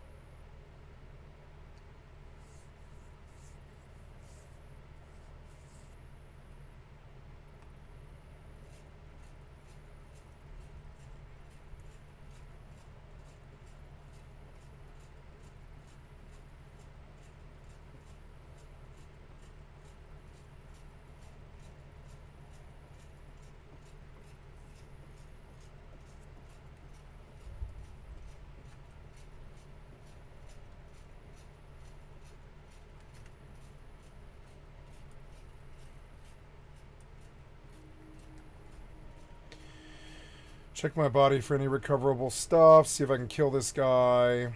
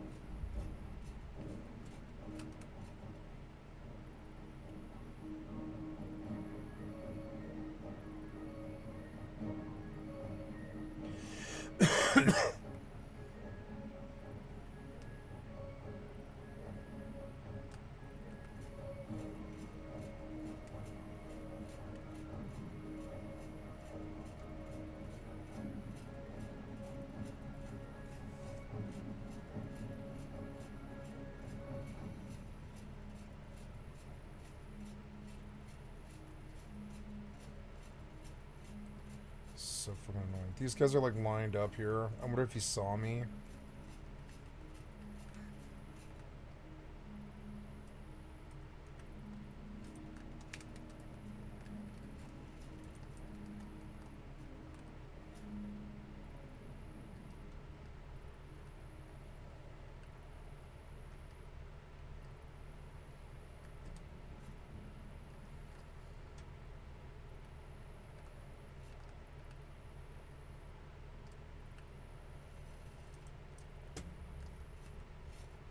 What if I can't kill this guy? I kind of want to try. Fucking annoying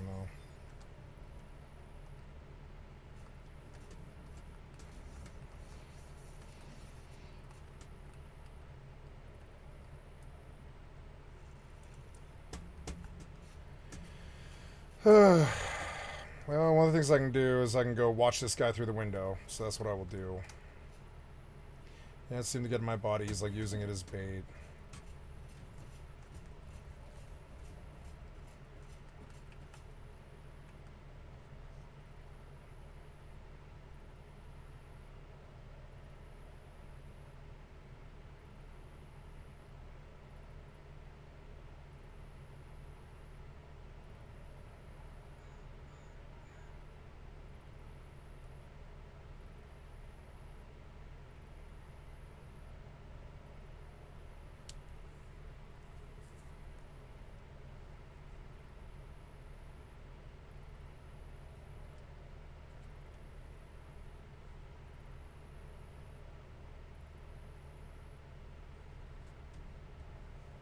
If I move, he'll know it's me. I just want to watch if he comes back. Did he leave? Where is this jackass? Where did he go?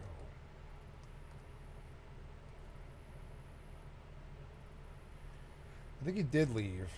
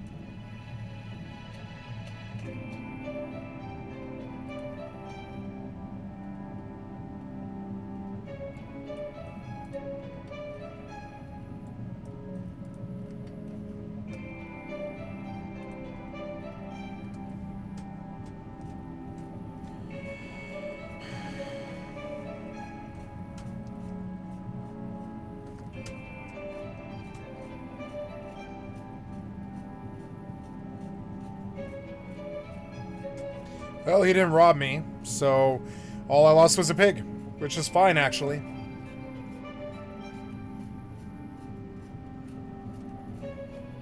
He didn't take my 10 gold or whatever. I don't really get that.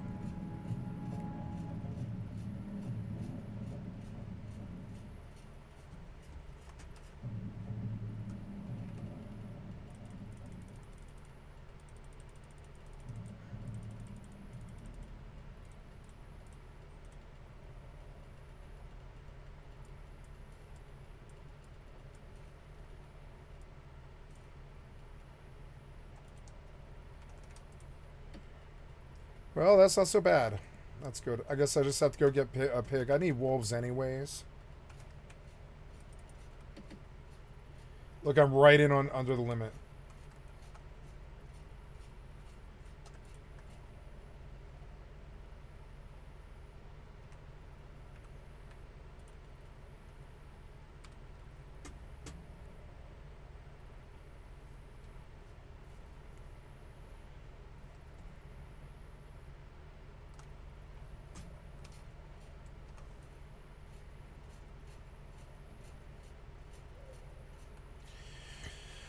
Alright, let's go replace the pig he fucking killed.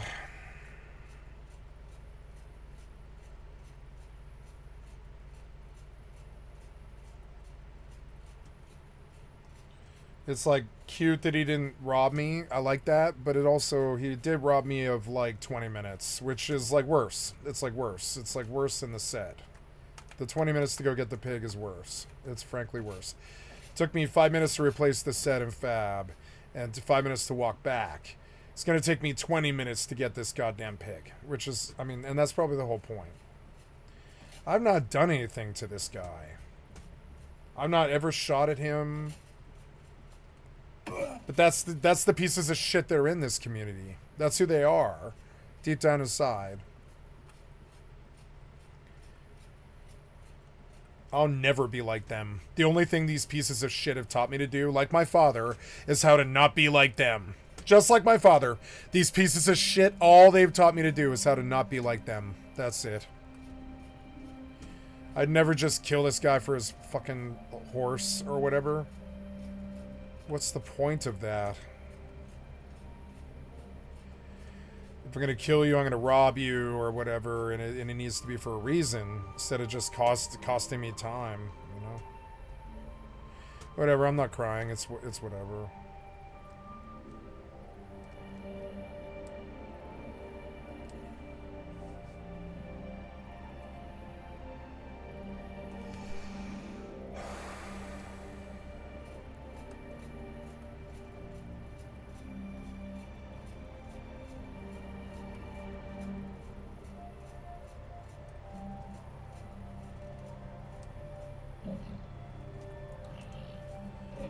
Oh, have I got one? Yeah.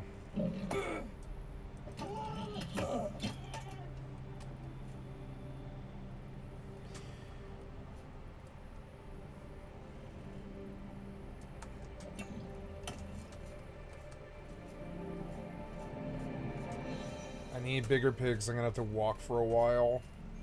But I need wolves. I actually would not mind hunting for animals right now. It sounds fun. I didn't bring my torch. Oh, I didn't bring my torch. Oh well.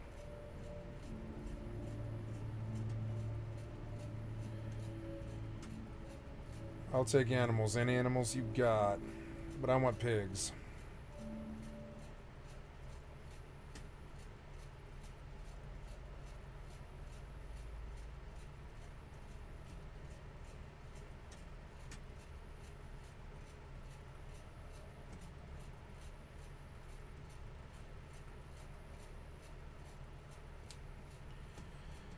Go till I see like a bear or wolves.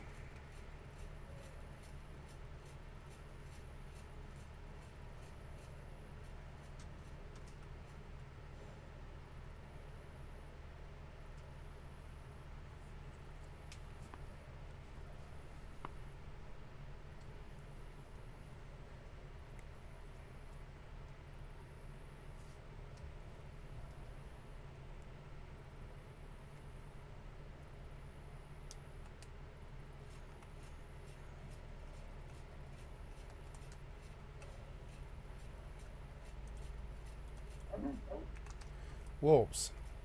Where are they? Where are you? Where are we? I hear them, but they're stuck in the ground, I think.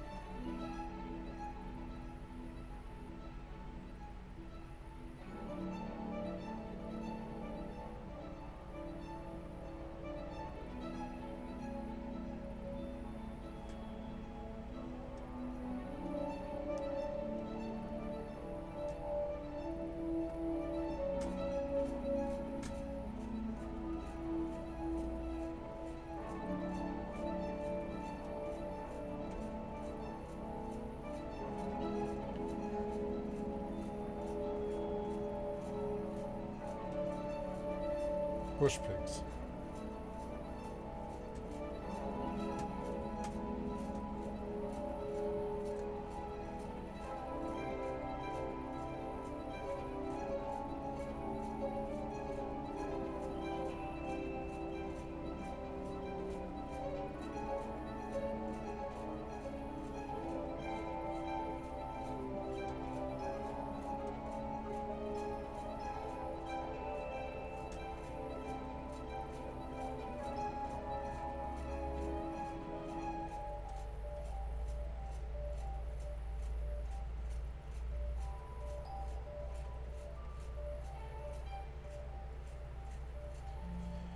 What's that scrub doing with a vac ban? What the fuck's going on? It's not my business. Ships that pass in the night.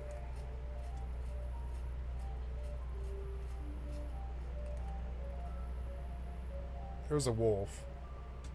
Couple wolves.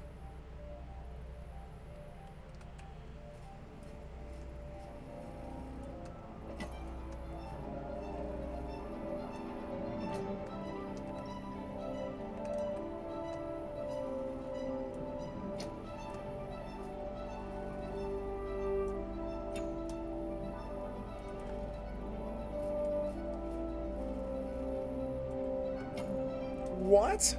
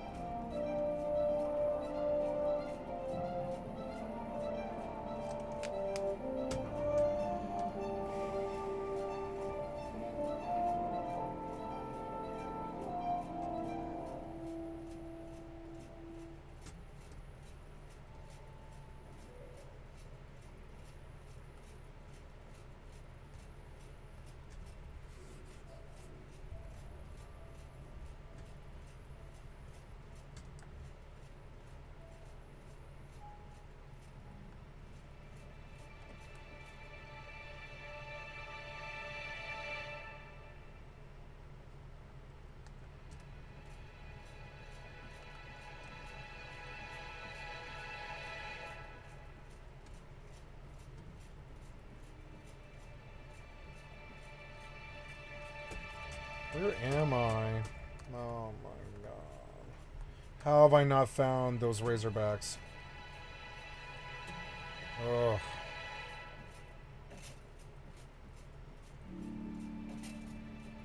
See how much time this guy cost me?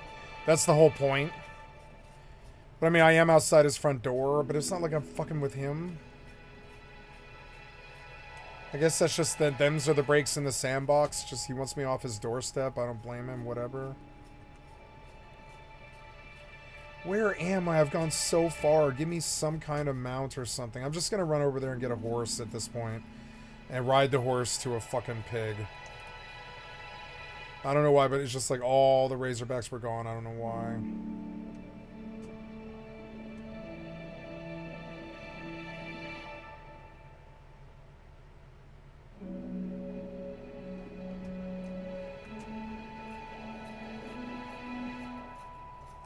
My god, it takes forever to travel in this game. It's so dumb.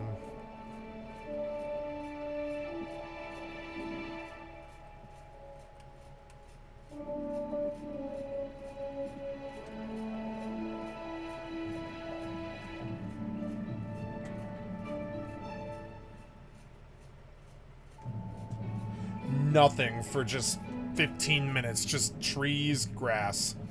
15 fucking minutes of walking. Nothing at all. There's the Razorbacks finally. Ugh.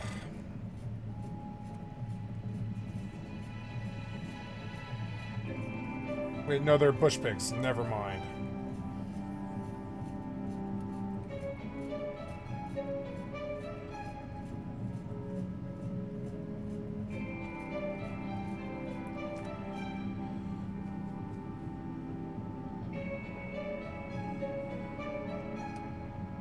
should have switched out bows. I like that original bow. Yeah, I brought the recurve bow like an idiot. Well, at least I have the original bow back. It fires faster.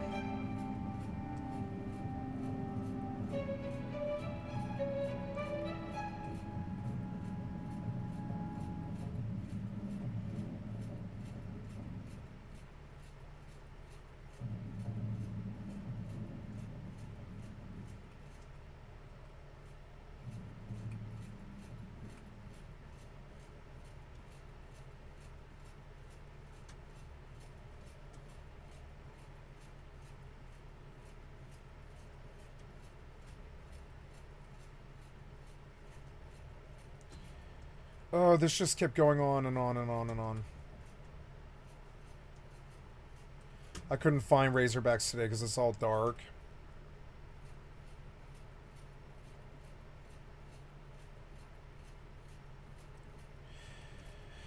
I should have just taken one of the small ones and just leveled it. I mean, on what though? What, like bush pigs? I don't know. Fucking sandbox. Eats so much of your fucking time. I've got like 20 minutes until dinner, and I don't think I even got a Razorback pig because this guy cost me like an hour for no fucking reason.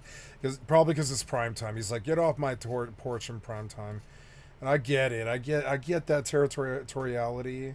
He didn't rob me. He was like, get out of here, and I get that. So I take the lesson, I guess. But it's like, I live here, motherfucker. I'm trying to kill that. I'm trying to kill bandits. I'm on a bandit grind.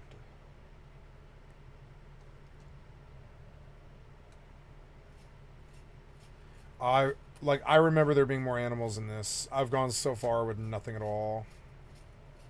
It's so dumb. I remember there being more animals in this. Wait, there's a wolf.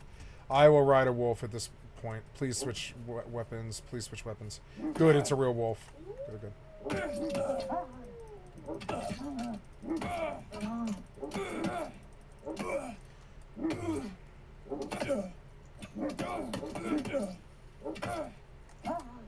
You don't get much adrenaline off these things.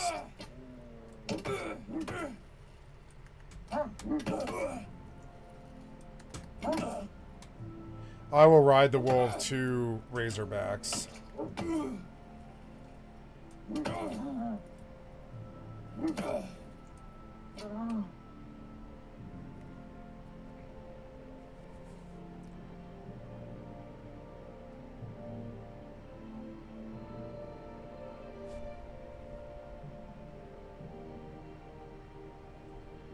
This FOV is too low. I like it, but it's too low. You can't even see his face sometimes. Or I guess I should have moved back. No, I like it big like this. I do. But it's still a little bit too small.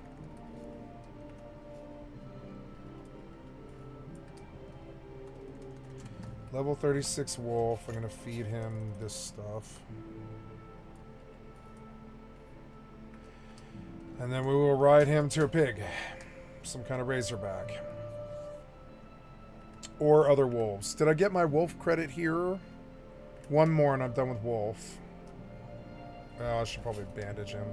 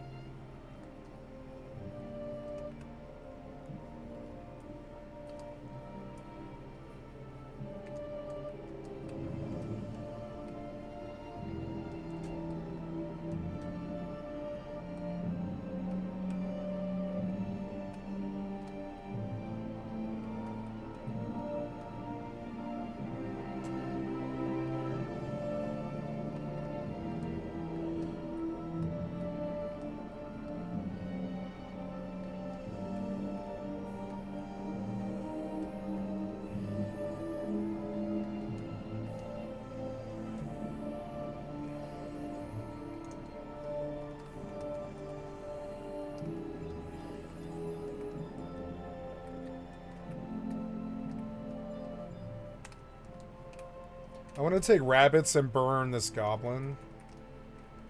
Is there anything stopping me, really? Oh, stop. Ooh, direwolf. Direwolves.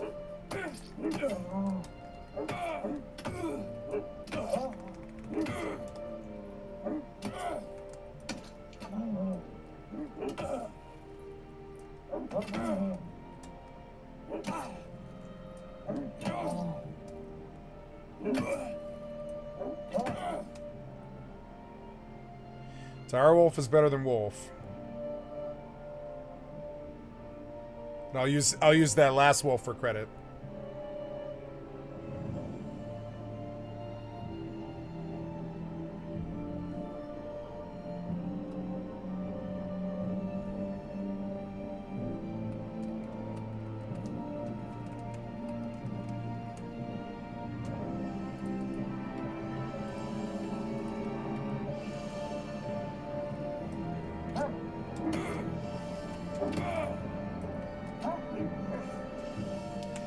Nice, I got a task done, which makes this all worth it.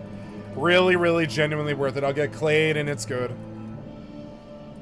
There's another damn direwolf. I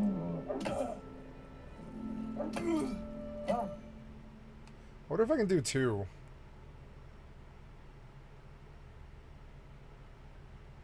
Can I do two direwolves? Probably not, no. But I could sell two direwolves for cheap, like 10G each. Probably pretty fast.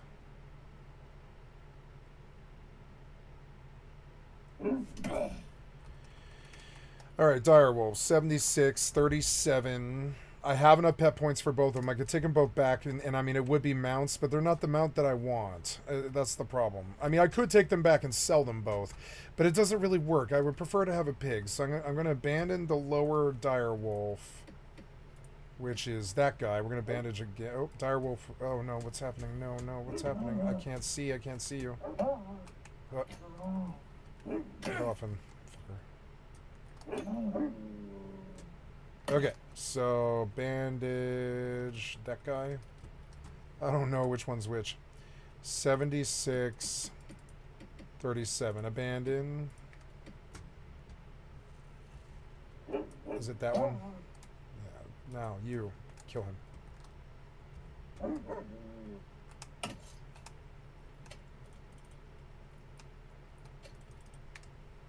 So I guess I can make like a wolf bar, I guess. But and yeah, that is probably technically what I should do, because I think I can use the direwolf's abilities, but I mean, I don't want the direwolf's abilities really. Let's feed him.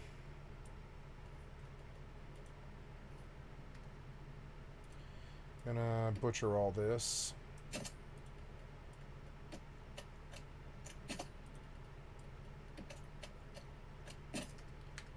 I wish I could carry this to, like, that vendor, but I don't know where he was. I saw a vendor, and I was like, ooh, can I use that vendor? But no, I'm too full. So, dump that, and that. Oh, I should have bandaged the direwolf. I'm gonna sit. Ooh, veterinary went up. Nice, veterinary to 72. That's good. It's good improvement. I don't have enough points to do all this stuff like I want to, but...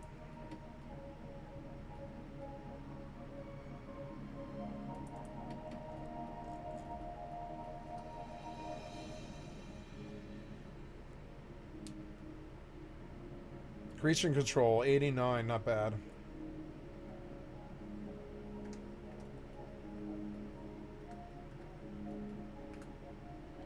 Maybe I do want creature control to 100.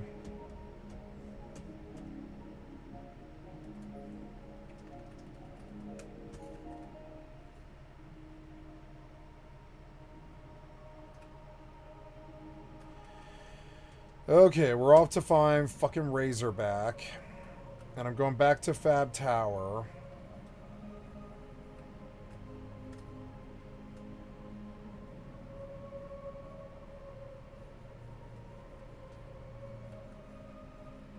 The pigs were all babies by my house. I need a real pig so I can ride him. At this point, I'll take a baby and raise it. Oh, what's that sound? Oh, yeah? You're finally back, huh? Wait, what? Oh, God. Get on him.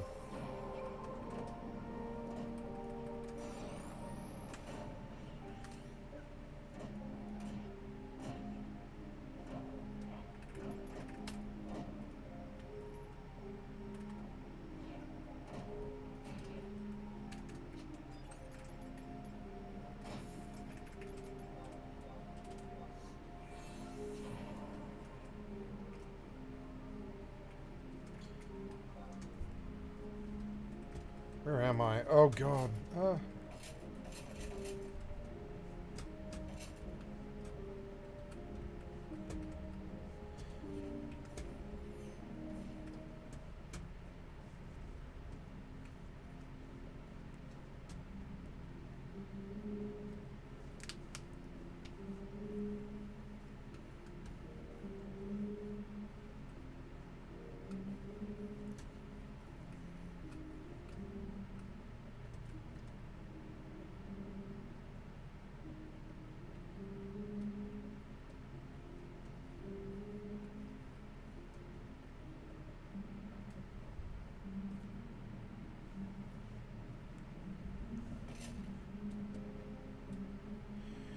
I gotta go to dinner here. I should get home, I guess.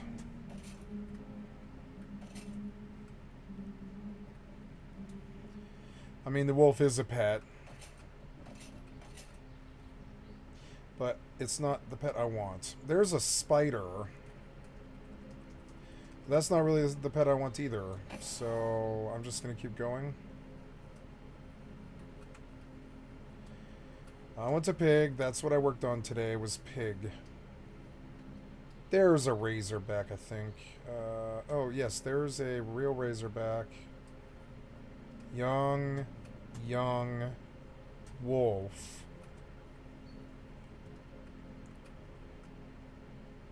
Young spider. Those are all bush pigs? Yeah. Spider's still coming.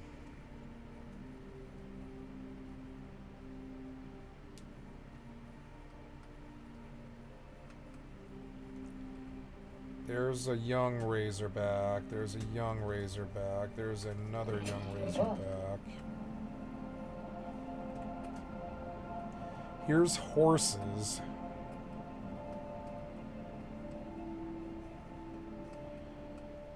I don't know about razorbacks. What do I have chasing me? It's another razorback. Maybe I just tame this razorback, I guess. Oh, what's that sound? Oh, run. No. Get off this thing. Get off. What do I have on me?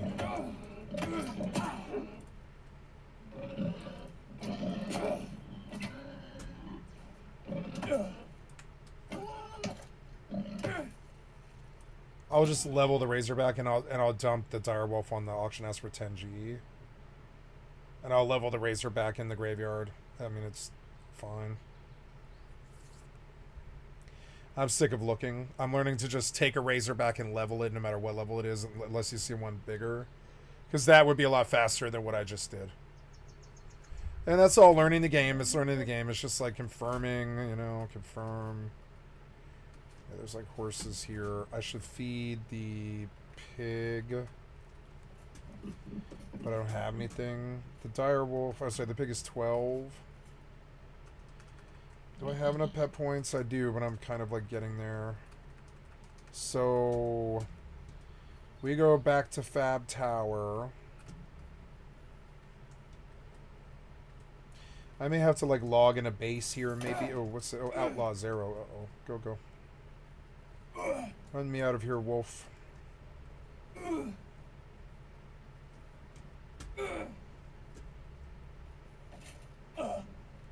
Oh, I'm going the wrong way. Oh, there we go.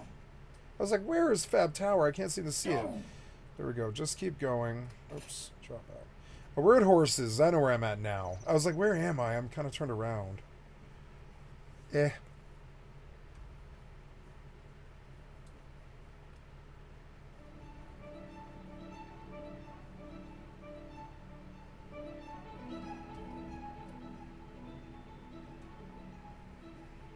There's somebody on a horse. I'm going to stop because he probably doesn't see me.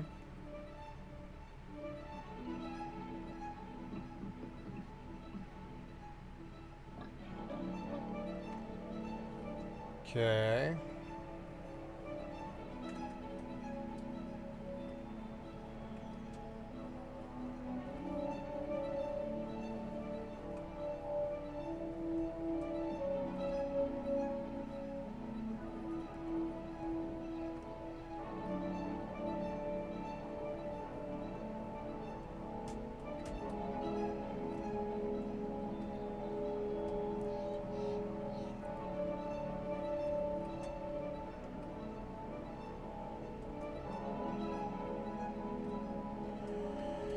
I'm gonna try and get back with the direwolf and the razorback and put them in the stable. I guess it's faster probably to just go to the fucking stable.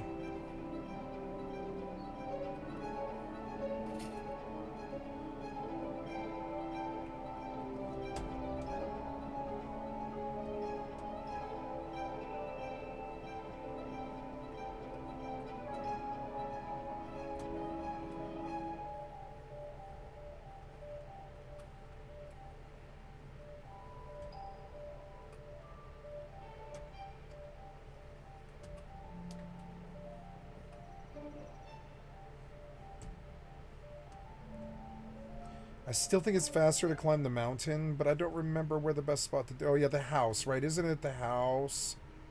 Yeah, the single house is where you climb up, yeah.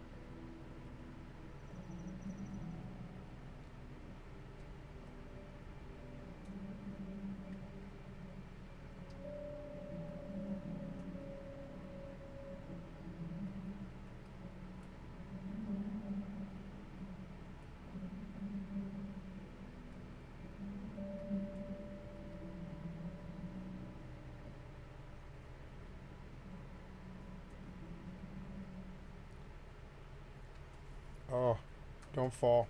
Don't aggro rats. Of human or PvE. Did the Razorback follow? Of course not. Of course not. Oh, no, you know, the Razorback did follow. Wait, what's that? Wait, what's that? What's that? What is that? It's a Razorback. Look, at the end of the road, I got what I needed.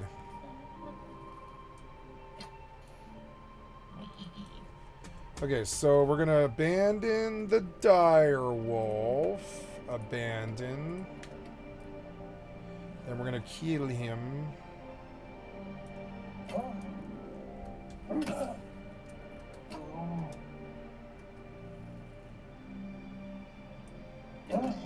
Please don't kill him.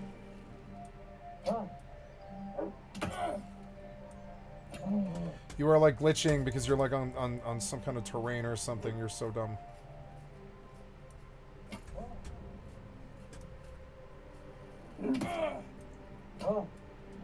This direwolf is fucking up and screwing up. Why?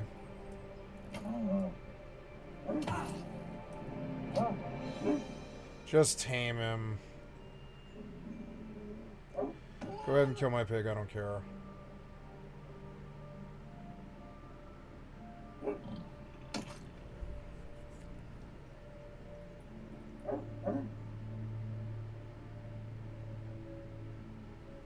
Okay, Fine.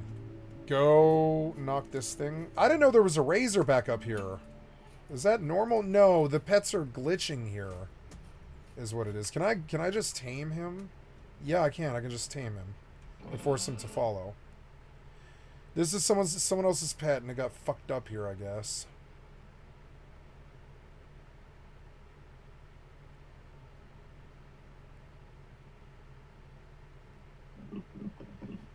But yeah, I'd like to sell the direwolf if I can ride out of here, but I don't know if it'll let me. Let's see. Not enough pet points, yeah. So if we abandon the direwolf, can we make them follow, first of all? Yeah, are you stuck here? Are you, like, glitched? No, you're not glitched. So let's equip arrows. I'm going to... Oh, now this is fucked up now. That seems weird. Oh, no. That's why. That's why. So, yeah, it's got to be... So, I want to get on the razor. No, I can't do that. I want to abandon the dire wolf and then get on the razorback. I want to ride the razorback out of here. And we got what we came for, finally.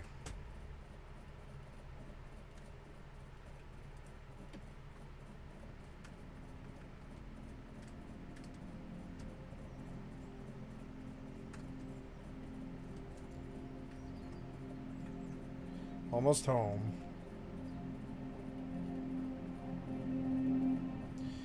I don't have my pig bag anymore. I don't know why, so I'll have to make one, but that's okay.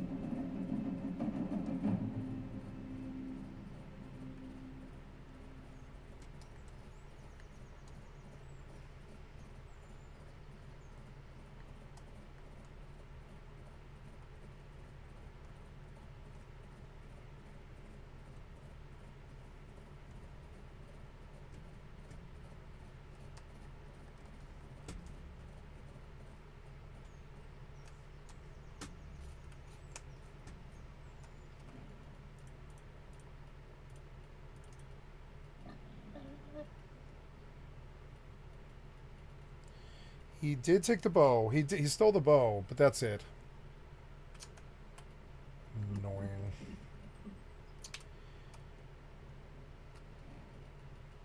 The reason I lost is because I didn't have a longbow. I think I should go buy a longbow, which is stupid.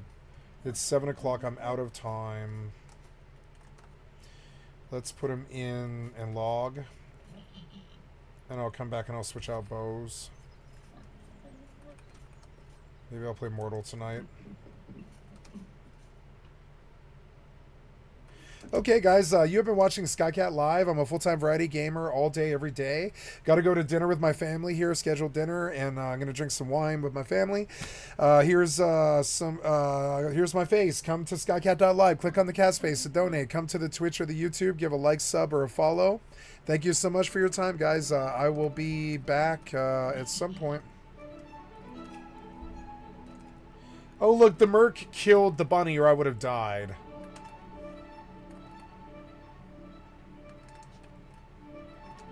Is the Merc back? Yeah, the Merc's back. I want to sick a lizard on him, but I don't know. Can I? Is the question. No, if I charm, it'll come back and kill me. So I'll just wait here.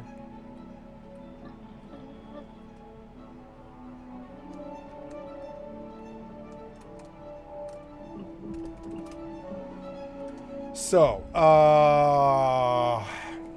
okay, so, I will log here, yep, and I will say goodbye, guys. I will pause this video, and I will be back in like an hour-ish, so around there.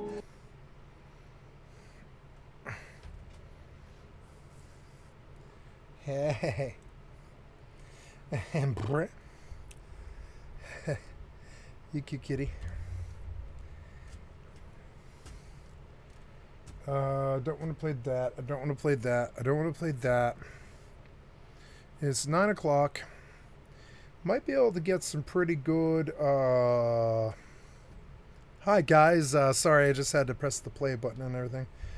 Maybe I'll listen to some Final Fantasy music. Oh, see Lork.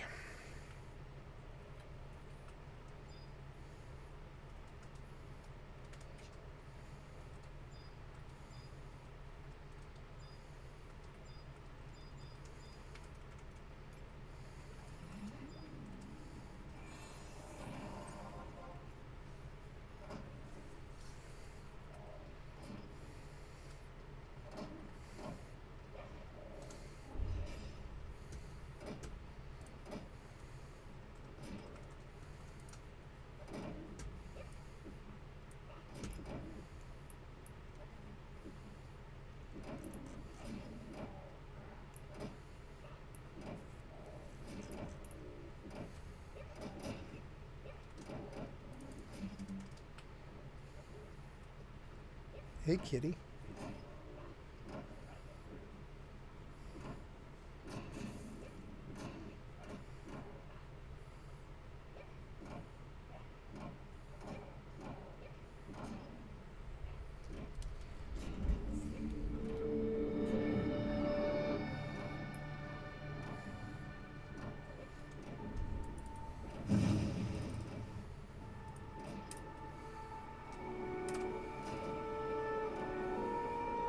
Womp.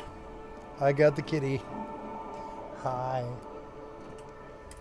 Womp. I got the kitty. I knocked her over. Hello, kitty.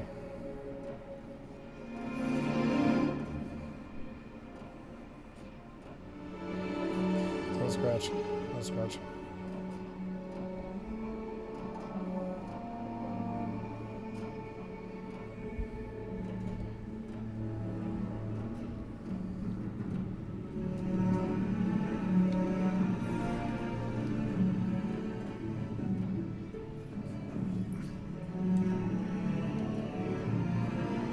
Can't see my face, kitty. You're in the way. Damn it, kitty. Damn it, kitty.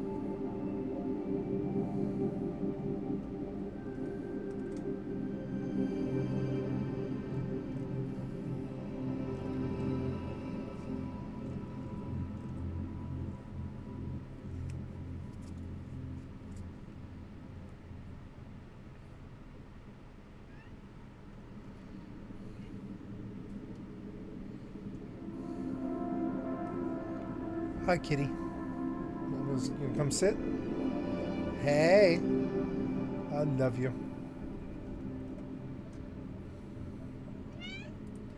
Aww. There's an online action game called Path of Hey.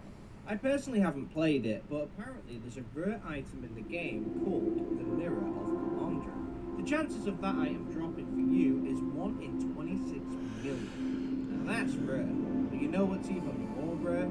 Elder Scrolls 6 news. It's crazy that we live in a world where the entirety of GTA 6 was leaked. Nate the Hate managed to confirm an Oblivion remaster before a single image surfaced, and yet when it comes to one of the most anticipated games of all time, we don't hear a peep. If you have followed my channel for a while, you'll know how deep I have to dive on the internet just to find any article that indicates the game exists. Todd Howard could release an article stating he likes cake, and the internet would spin it into a conspiracy about Fallout. Cake was invented in Egypt, which have pyramids, which are rumored to have been created by aliens who potentially worshipped cats. I got it. Todd's love for cake reference indicates Fallout 76 will add pets and you'll be able to get a cat. Another app exclusive. Anyway, I found this article from IGN who managed to interview Emil Paglia-Rulo, Bethesda's lead writer. When asked what lessons Bethesda learned from Starfield, he stated there was only one. Fans really want Elder Scrolls 6. And he said that Starfield's future was exciting. So, from all the feedback received from Starfield, he said they learned that fans want the Elder Scrolls 6. That's it? That was the lesson after thousands of reviews?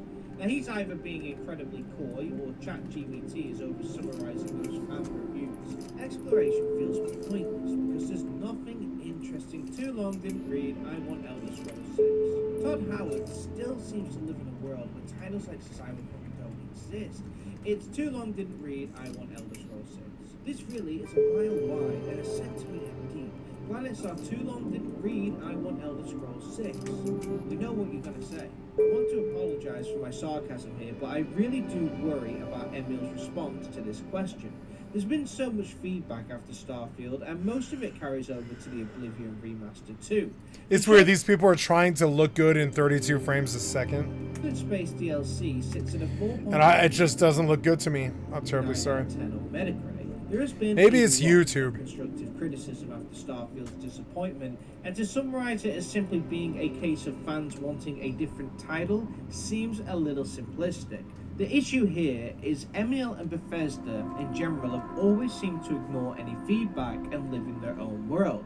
Now don't get me wrong, fans surely do want the Elder Scrolls 6, but it has to be a good Elder Scrolls 6. In this video I will cover everything they needed to learn from Starfield's release and explain why, despite this comment seeming meaningless, it indicates a bigger problem at Bethesda. So without further ado, let's get into it. And as always, if you're new here and love discussing gaming, please consider subscribing. The first lesson the studio should have learned from Starfield is that handcrafted worlds are a huge staple in all their successful titles. Bethesda needs to realize that procedural generation, at least the way it was used in Starfield, undermines what made their past games special. From Morrowind to Oblivion, Skyrim, Fallout 3 and 4, their worlds were all handcrafted. Every map packed with unique towns, dungeons and landmarks that made exploration rewarding. No matter what you discovered, you were guaranteed some type of unique experience. This made exploration rewarding and worth the player's time. In Starfield, however, players faced 1,000 procedurally generated planets that felt empty and repetitive. The game would just automatically generate a grid, removing the handcrafted element. Locations are randomly scattered, often requiring long, uneventful walks in between. In previous Bethesda titles, it wasn't usually about the destination, it was more about the journey on the way to it. The player will pass by forgotten ruins, caves that begged to be explored, and random NPC events that demanded your attention. It made the player want to walk everywhere because there was so much to see and it felt like a true adventure. In Starfield, there is nothing between landmarks, so it becomes incredibly boring. What amplifies this issue is that the locations that were drawn from were incredibly repetitive. Skyrim had over 200 unique dungeons, Fallout 4 had 250 plus, whereas Starfield had around 10 to 20 pre-built dungeons. These were scattered It's more than randomly on that. these It's more than that. procedurally-generated planets. 20 dungeons, 1,000 planets. You see the issue? Players would run into the same locations over and over again across multiple planets. This may seem an obvious one, but Bethesda need to go back to handcrafting their worlds and make sure the Elder Scrolls 6 follows the same blueprint. Design the entire world map from scratch, place locations across it, and make sure they're all unique to one another. No repeat dungeons, no copy-paste landmarks, everything must be different. In other words, just go back to the same setup as you had in Morrowind, Oblivion, and Skyrim. Starfield showed that size isn't everything. Players would rather have a smaller open world which is jam-packed with quality content rather than a large barren wasteland with nothing to see. Okay, Av, this seems obvious. Why bring this up? Well, check this out. The Elder Scrolls 6 will last gamers at least 10 years, Bethesda teases. Todd Howard says, okay, people are going to want to play the next Elder Scrolls game for a decade, 2 decades, and that does change the way you think about how you architect it from the get-go. So straight away, Todd is saying, bigger is better, and this is a problem when it comes to modern Bethesda. See, procedural generation doesn't just stop at world building. The same problem exists in quest design. In Morrowind and Oblivion, every quest was handwritten. Skyrim added some Radiant quests, which are computer-generated objectives that never end, but they were a small fraction. It didn't water down the game. I think this guy's upset that his slavery has extra steps. And that the extra steps weren't really observed that much this time. It added to an already impressive list of handwritten side quests. I think oftentimes their own personal life stories are so boring that they need the video game to be entertaining. A reason to play on after 100% completion. Fallout 4 leaned more heavily on them. Think settlement building and Preston's endless settlement missions. Rather than Radiant quests being a side dish, it now made up about 40% of the total content. Starfield went further, relying on repetitive computer-generated fetch quests that lacked story, stakes, or progression. Thank God. In Starfield, these quests were no longer bonuses. They were the entire game. Modern games like The Witcher 3, Cyberpunk, Your and skill Kingdom has Come Deliverance increased. 2 proved that side quests could be meaningful and fully scripted, setting new expectations. The days of fetch quests are over, and now fans want all of them to be meaningful. If The Elder Scrolls 6 leans too much on Radiant quests, just as they did in Starfield, players will check out fast. Procedural content should supplement the game, not dominate it. The second thing a lot of people complained about I think he's right about was that. how dated the game appeared. There were tons of loading screens, boring dialogue, and cumbersome menus. Bethesda had made Starfield in their usual creation engine, which 15 years ago was able to match modern standards, but that's no longer the case. In order to travel the systems, players would have to open the menu, fast travel to part of space, and then fast travel again to the actual planet. It really ruined immersion and brought exploration to a grinding halt. The main issue here was the amount of time players would spend in front of a loading screen. To get to a bar in Neon, you'd have to see a loading screen 5 times. That's absurd, and when the Oblivion remaster came out earlier this year, it had the same issues. The problem for Bethesda is the fact that almost every modern game of today has no loading screens at all. Games like Elden Ring, Kingdom Come Deliverance 2, and Witcher 3 use minimal loading screens and allow the player to travel seamlessly across the map, enter interiors with no breaks in between. No Man's I'm gonna Sky, take 50 released 3 Garista years shuttles before Starfield, offered a infinite at galaxy with seamless 6 million exploration. apiece. Starfield before Starfield, at a fraction of the budget and with 0 loading screens. This is no longer a breakthrough, it's the industry standard. Bethesda must find a way to minimize this in The Elder Scrolls 6 because it was a huge issue in both the Oblivion remaster and in Starfield. Another limitation of the creation engine is its lack of modern polish. Games like Cyberpunk and Red Dead Redemption 2 use motion capture to make NPCs... What? I think Starfield looks really good. I think you're just playing it on piece of shit console and piece of shit video cards. If you had it running on GeForce Now with like the right... I'm about to do it, watch. This game's fucking beautiful. I don't know what you're talking about. It's definitely one of the top 10 most beautiful games of all time.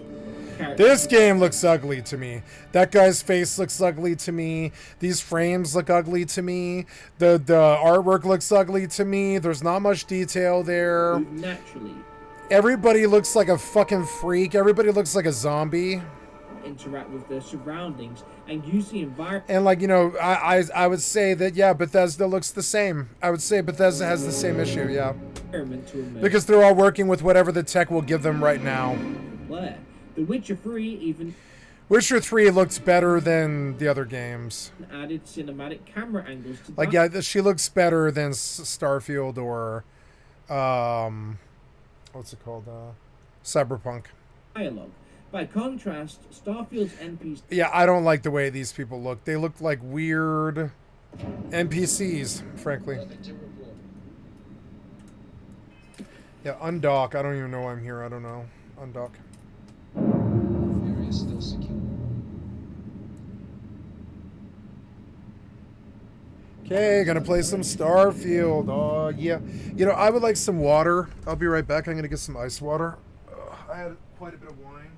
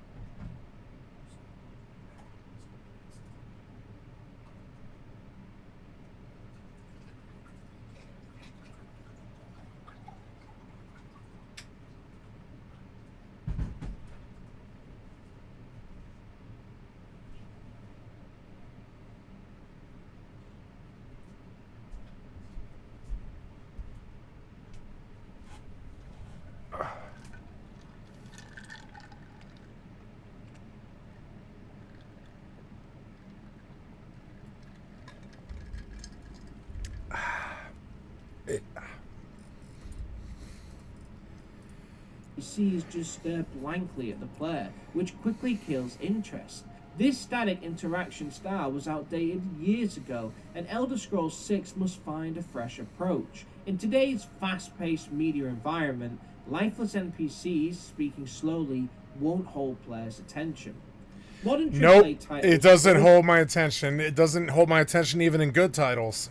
also make worlds feel authentic. Terribly sorry. Red Dead Redemption 2, or Kingdom Come Deliverance, Was very difficult for me to pay attention to. I thought it was hackneyed and dumb, kind of racist, and a little bit like fucking out of date. Didn't like RDR2's story. Terribly sorry. I don't like Grand Theft Auto's story. I don't like video game stories except for Disco Elysium. I like the beginning of Final Fantasy VII, but to me, Final Fantasy VII kind of ends at the Golden Saucer, because all the second half of Final Fantasy VII is they just open up the world, which is like another 1,000 hours of gaming or something dumb. Oh, sorry, my camera got bumped. So it's, you know, but I mean, the story in 7 was only good until like the Gold Saucer, which was like what, the third disc or something. Schedules, working, socializing, and reacting. At that point, after that, it became like Pokemon. Got to collect them all. Everything in the fucking world. You had to go do Ruby weapon, Sapphire weapon, get the submarine. And at that point, you're like, well, if I wanted to collect them all, I would play Pokemon. You know, like, I don't care about those things. Now, I did them a bunch of times just so I could see what they were, see what the content is. But I don't care about them. Wow, I'm walking right up to the goblin. Look at that.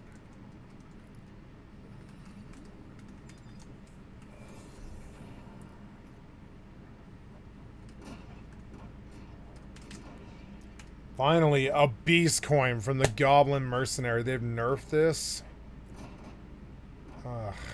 No, maybe that's Square Enix. Unbelievably to events. By comparison, Starfield cities felt artificial.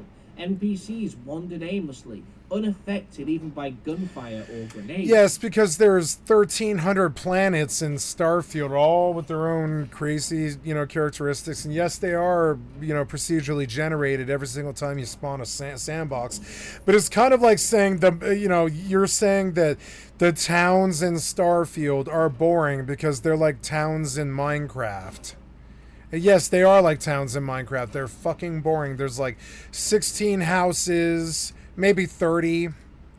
They're all interconnected with a bunch of plots and stories and stuff, but overall, like, the cities are fucking boring, and I'm terribly sorry, but that is because there is like 1,200 planets in Starfield. All of them have like different fucking things, and that's what they went for. You can't get both.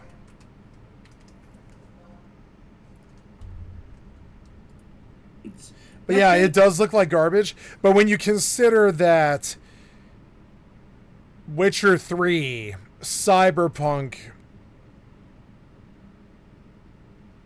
I don't know, who else are they talking about? Yeah, Witcher 3 and Cyberpunk, they're like one sandbox world. And each monument could be called a planet. But are they the size of a Starfield planet? Could you build 7 bases on the same planet and start interconnecting the 7 bases, and then start building a trade between you and use your 7th ship, so your 7th base on some other planet, and then you connect the cargo links, and I guarantee you that's exactly what Begon did. And so it's sort of weird. Is like, is Starfield like small? No.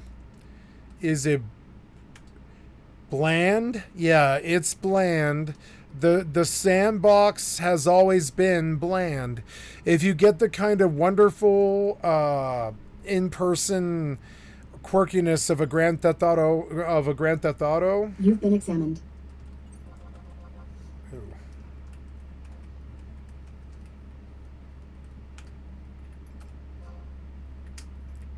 you can understand that they had to work with that sandbox for 20 years to give it personality. What the fuck? Are you bringing the goblin back to me? Because I don't want it.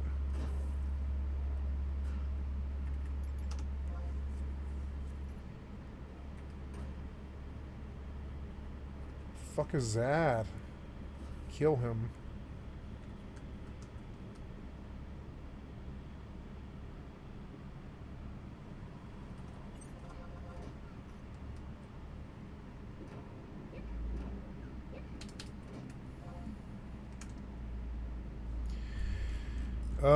Relief run. Speak with Abby Edding in the clinic. Okay. Is that where we are? Okay, so that's where we are. Oh, okay. I'm sorry. So we land here. Oh, I'm sorry. So I don't know where we were. See the sandbox is bland.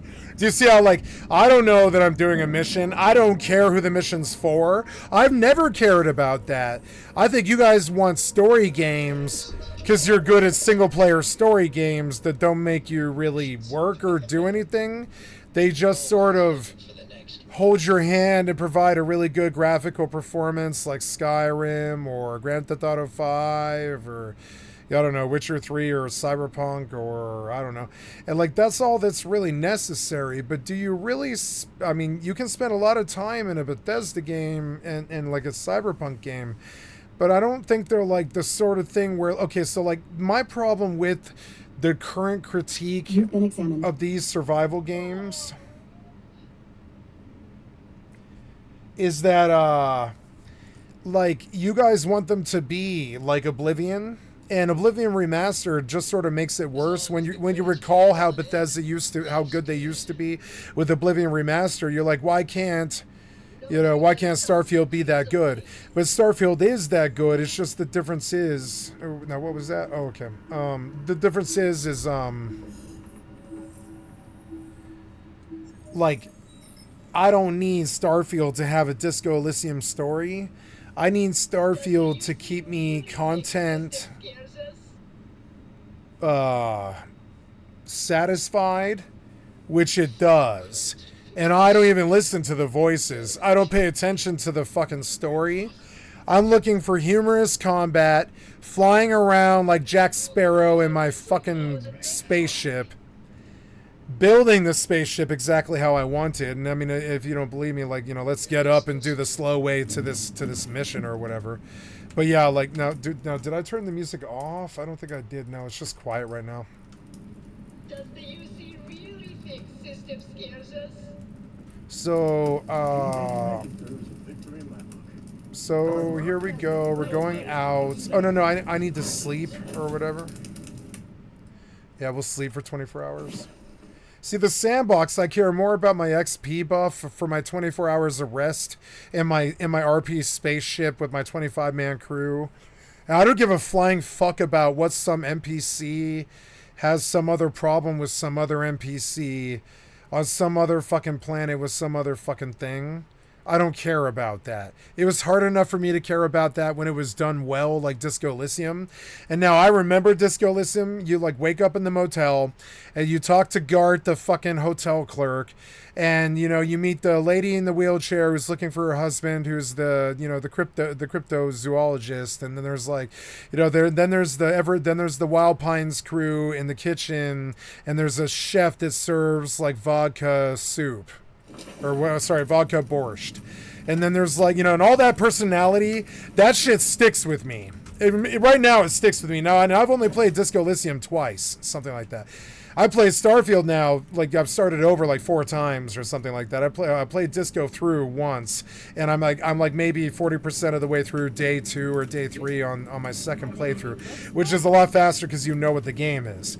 And so, like, you know, and I remember that you kind of wander west past the bookshop and you meet a very, like, you know, like this story I remember Disco Elysium because it's actually well written. There's like a what do they call that? A very, very, very, very superstitious bookshop lady who uses her daughter to hail people to come into the store as a hostess. And in her basement is a giant blue coal polar bear that, like, you know, that has like weird murder secrets in it, like cold. You can store the remains of the dead body in there if you want to and stuff like that. It's got weird stuff going on with it. There's a lady that makes toys in the attic, which I always thought was a really beautiful analogy. There's like this lady that makes toys in the attic, and she offers to make you dice because she makes dice for RPG players.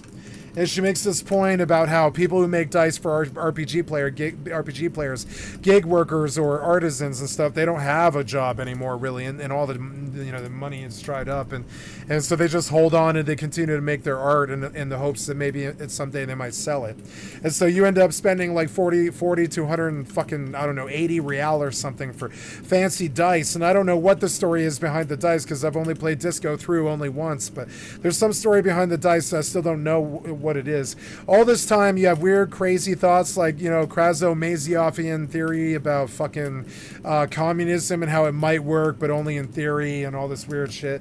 And like and you move west and you meet the rich lady who works for Wild Pines. She's in a labor dispute with the fucking fat overlord who's like taken over and corruptedly taken over the fucking docks. The docks are clogged up by the traffic. And I mean, I can go on about this, and this is only the first day of the game or something. It goes on like this for 7 days, and I know it very, very well, even though I've only ever played the game once. Now, I've beaten Skyrim 20 times. I still don't know what the fucking storyline is to Skyrim. I know there's some Nords, and I know there's the Empire, and I assume it's kind of like Star Wars. I really don't know. I don't remember. By the time you get to the fucking end, there's so much hot air and so much bullshit, and I remember some of the fucking war, and I remember a lot of the towns and all the Nord stuff, and I played Khajiit in this weird roleplay of Bethesda's, and all this weird shit. I am a RPG Bethesda role player, but like, do I know the storyline of Skyrim? No, but I can tell you my playthrough's storyline of Disco Elysium, which I played like 4 years ago, and then picked up once since, or something like that. Now, I picked up Skyrim just in the last 2 years, like probably like 70 times or something like that.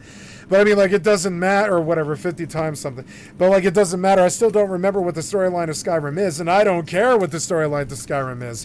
When I play Skyrim or Morrowind or Oblivion, I'm just happy to play in the sandbox. I don't care if there's turds in the sandbox. I don't care if there's piss in the sandbox.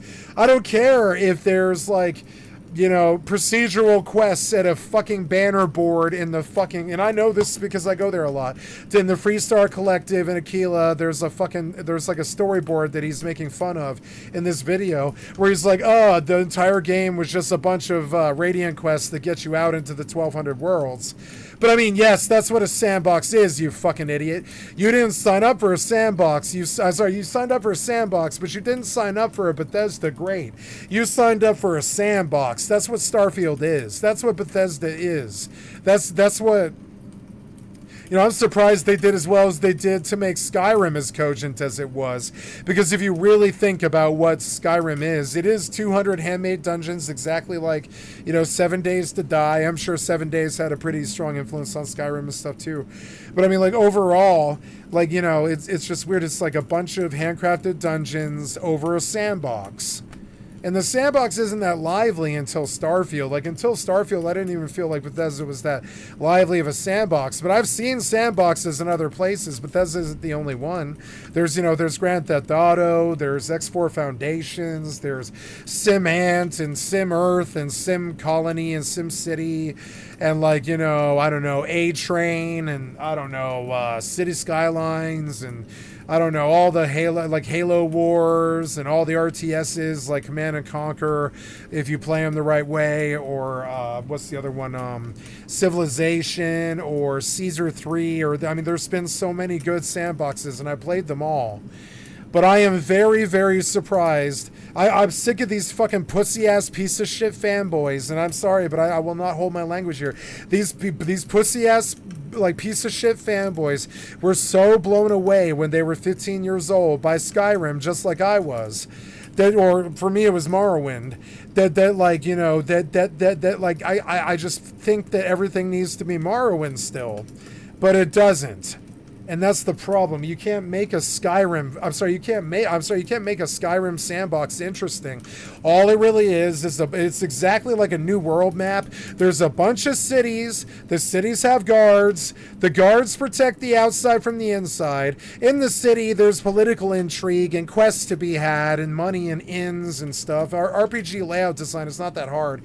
And like, outside the city, there's like roads leading to monuments, or what I call them monuments, but they're like of rust, but they're just, you know, they're like dungeons. There's like roads leading to dungeons all over the map. There's, you know, there's patrols on the roads. There's random mobs on the roads. There's random mobs in the dungeon, and no dungeon might ever spawn the same amount of mobs in the same way ever. But it's still like, you know, but it's still this massive sandbox that you can easily spend at least 1,000 hours in. Like, I spent at least 1,000 hours in Morrowind, but no, it was more than that. I spent an entire year trapped in a basement somewhere one time, just hiding from my friends, my family, and everybody else, while I just stayed in a basement and accepted the fact that I was going to be poor the rest of my life, and I needed to just hustle in a basement and do what I really wanted to do, which was play video games. So then I just sat in a basement with an original Xbox, and I played Morrowind to fucking death. And if you play Morrowind to death on an original Xbox or Xbox 360, you will understand that if you continue to play Bethesda games on a console, you will have a 45-minute load time. And that's the difference. So when I think of when I played Morrowind, I don't think of this as the same thing as when I play Starfield, because I can easily walk around the deck of this ship without any interruption or any problems except for the load-in. That's it. But in Morrowind, like, I would sometimes have to do like a 10 to 15 to 45-minute load just to get in. And same with Fallout New Vegas. Same with Fallout 3. It didn't matter what it was. Like, consoles could not run sandboxes and still can't. This is why Rust for console was a joke for the first like couple of years it was out, because, you know, sandboxes on console, they can be done, but you got to make a lot of crazy fucking concessions in the graphics and all types of other stuff. And so it doesn't really matter, but I mean, like, you know, so all the time I think about how, like, you can bitch and whine that Starfield doesn't have the story of a Mass Effect 2 or even like a Fallout 3 or like a I don't know, a Fallout New Vegas or a I don't know or a Disco Elysium. Because it's got 1,400 sandbox planets, all with 10 to 20 pre-made dungeons. And remember, Bethesda's not stupid. They knew they would rely on modders. So right now, my POIs, right, is what they call these now, POIs in the Bethesda scene. I don't like POI, but whatever I'll call it, POI. I have like 37 POIs, and they are random, and they don't really repeat. I mean, they repeat, but I mean, like, you know, and they did when I first started playing vanilla Starfield. But, like, they don't really repeat because, you know, I didn't spend that much. I spent, like, $13. If I were to go and spend $50 fucking dollars, I would have, like, goddamn, probably 4,000 POIs or something like that. And I'm about to do it, too, bitch. Coming up on the 1st, I'm about to drop another $50 on Starfield. And I know it's because I'm going to buy POIs just to prove fucking fanboys like this wrong, who think that they can turn fucking Starfield into a Disco Elysium. You can't. You're a fucking idiot. Kind of immersion break might have been acceptable in 2011, but not now. Bethesda must ensure towns and their inhabitants... No, this wouldn't have been acceptable in 2011. I mean, it was. Grand Theft Auto 5 was acceptable in 2015, but no, Starfield wouldn't have been acceptable in 2011. The hardware wouldn't have supported it. Like the fanboys would have trolled it. I mean, it would have been a bit ambitious, and maybe we might have liked it. Like it was kind of like a flawed Fallout kind of or something. But I mean, like, no, this sandbox, how it currently exists right now with the modders and everything, it couldn't have existed in 2011. But the fanboys go back there all the fucking time. And my response to this is an old quote twisted from Venture Brothers, which is "Lord, deliver me" from 1976, right? But I've like, you know, but I've twisted it to say, "Lord, deliver me" from 2004, the last time these nerds got laid, the last time they played a real Bethesda game for any amount of time longer than 200 hours or something. But my problem is I sit there and I've beaten Morrowind like 20 times. I've beaten Oblivion like 20 times. I've beaten Starfield 0 times. But it's so fucking big just to conceptually understand what the project is that I don't think you could beat it 20 times. Even the fanboys are exhausted after one time, you know? They're all like, I don't know anybody bragging about completionist Starfield. Do you? I don't think so. Like, let's go look. Like, I think, what's his name? Mortismal said that he completionist Starfield, and he must have. But I mean, he did this with guides, and he did it, and it probably damn near killed him. Completionist Starfield. I mean, sure, yeah, getting the achievements. No. Completionist Starfield, all achieves, right? We're going to say all achieves, right? This is like some kind of ridiculous amount of time. It's probably 850 hours or something. This achievement challenge in Starfield was a royal This video ride. is sponsored by Bethesda. Thank you, Snamwitches, with 387,000 subs. I've liked to sub to your channel. And contains no major... I'm on this ride right with him. I know what he's talking about. Now, will I completionist Starfield? No. It always happens to me, the last 5 or 10 achievements are so butt-rapingly fucking awful. And I mean this, butt-rapingly awful, that I refuse to do them. I'm just not a fucking slave to some piece of shit, cocksucker, brain-dead, fucking low-IQ developer like that. I've never completionist like a full-blown achievement game, I don't think. Maybe Half-Life 2, no. Nope. I've never completionist a game. It's just not something I care to do. Starfield. I want to laugh at the guys who shoot shotguns at the dogs who run in by accident. I don't give a flying fuck about what happens to the dogs, or what their lore is, or what the boss of dogs is, or I don't know, Sniper Wolf, or fucking, you know, Psycho Mantis. I don't care about that. Out. This video I know is you guys sponsored by love Bethesda. Sniper Wolf because you name your fucking streamer characters after that. It's Psycho Mantis and shit like this. I don't give a flying fuck about stupid ass fucking Metal Gear Solid lore. Video game lore isn't too good. It contains no major spoilers. Change my opinion, guys. Hey, developers, change my opinion. I think Dusk Falls was good. I think Walking Dead Series 1 was good on the PlayStation 4. I think Disco Elysium was the best. I think we've had a few other ones like Discworld with Terry Pratchett and you know, Escape from Monkey Island, and you know, what's that one where there's like a dragon? I can't remember, Dragon Quest or whatever it is. Like, yeah, there's like a bunch of them that are technically marvels, but like overall for the 50 games like that, there's like 50,000 games that are bad. Both Xbox and PC, and you can get your hands on the premium edition by using the link in the description. I love Bethesda RPGs, so much so that I've gotten all the achievements in every single one Hells yeah! I've ever played. This also includes Skyrim 3 separate times. Jesus Christ, 3 separate completionists Skyrim. I've heard of crazy, and then there's you. Experiences. Is a truly wonderful nerd. I know that getting achievements in these games is a pretty long process for the Yeah, I average know, I person, know. and at Starfield It's not, though. Once you've done it once, you're like, oh, I know how to get that achievement. I know because I'm good at World of Warcraft achieves. I'm good at getting other people World of Warcraft achieves. I know where they are. I know what you have to do to get them. I know all of them. I know almost all of them, all the way up to the middle of MOP, somewhere around midway MOP, I stopped paying attention, but all the way from Classic all the way through to MOP, I know what every achievement is, and I have most of them. will probably be the same way. That being said, however, I am incredibly overconfident. And that's Yeah, why I'm today- incredibly overconfident. Me too. I'm Honestly- overconfident to the point where I feel like I might need 3 completionists Starfield playthroughs to feel like I'm a competent gamer. But the problem is, I have 3 completionist playthroughs in me. I'm just not that fucking crazy. I would rather play Rust, Mortal, Fortnite. I mean, the list goes on. The shit's on my fucking GeForce Now, but I'm logged into GeForce Now right now. It goes on. Like, the list goes on in my fucking Steam. My Steam is the giveaway, right? Like, there's so many games. Like, I haven't gotten to Surrounded yet. I bought Surrounded. I've got to get to Metal Gear Solid Phantom Pain. I haven't gotten to that one yet. That's a good sandbox, like a really genuinely good sandbox. I've almost completionist 7 Days because I have a friend who really loves 7 Days.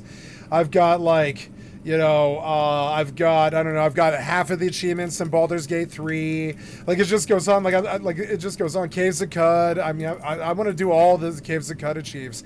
I wonder if there's a Caves of Cud completionist guide. Let's go look. Let's follow the Caves of Cud completionist guide.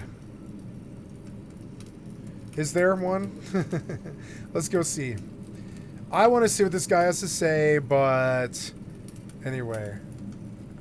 So notice that so I want to point out a struggle that I see, like an infinity symbol struggle that I see in my fellow nerds every single fucking day.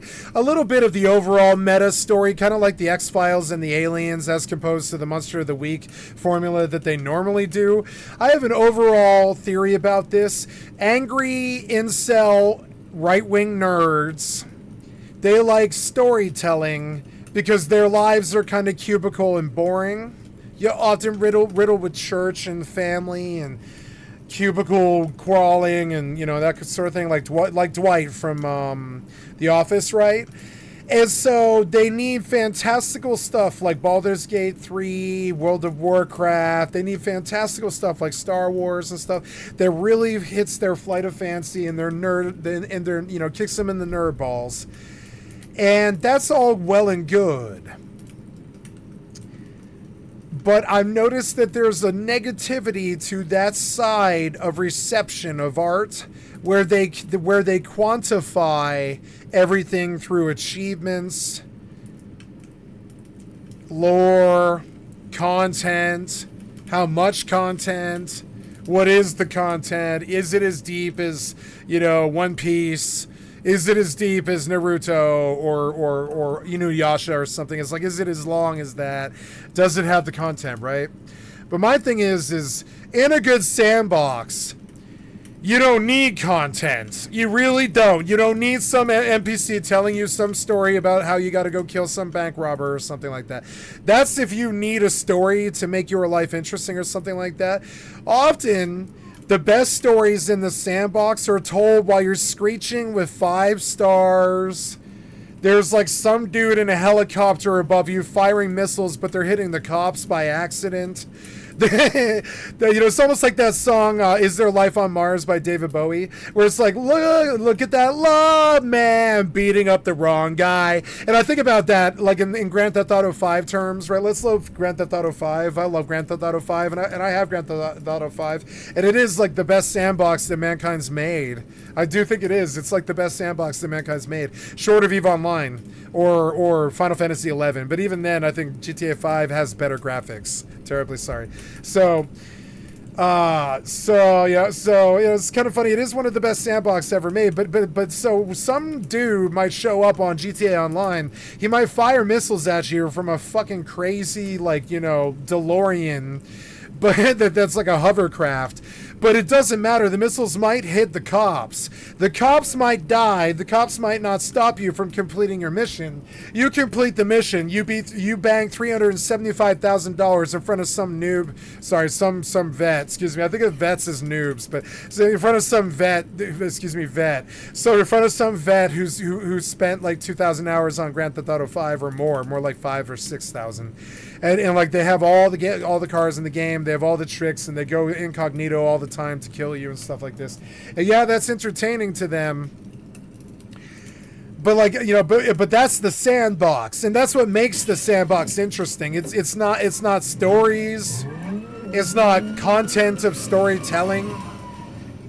It's random. It's like the purity of random number generation, like with a lot of curtailed, hand-drawn. I want to think of them as flourishes. They're like flourishes with a paintbrush or a sword. They're like hand-drawn flourishes on the sandbox. That's what every Grand Theft Auto mission is.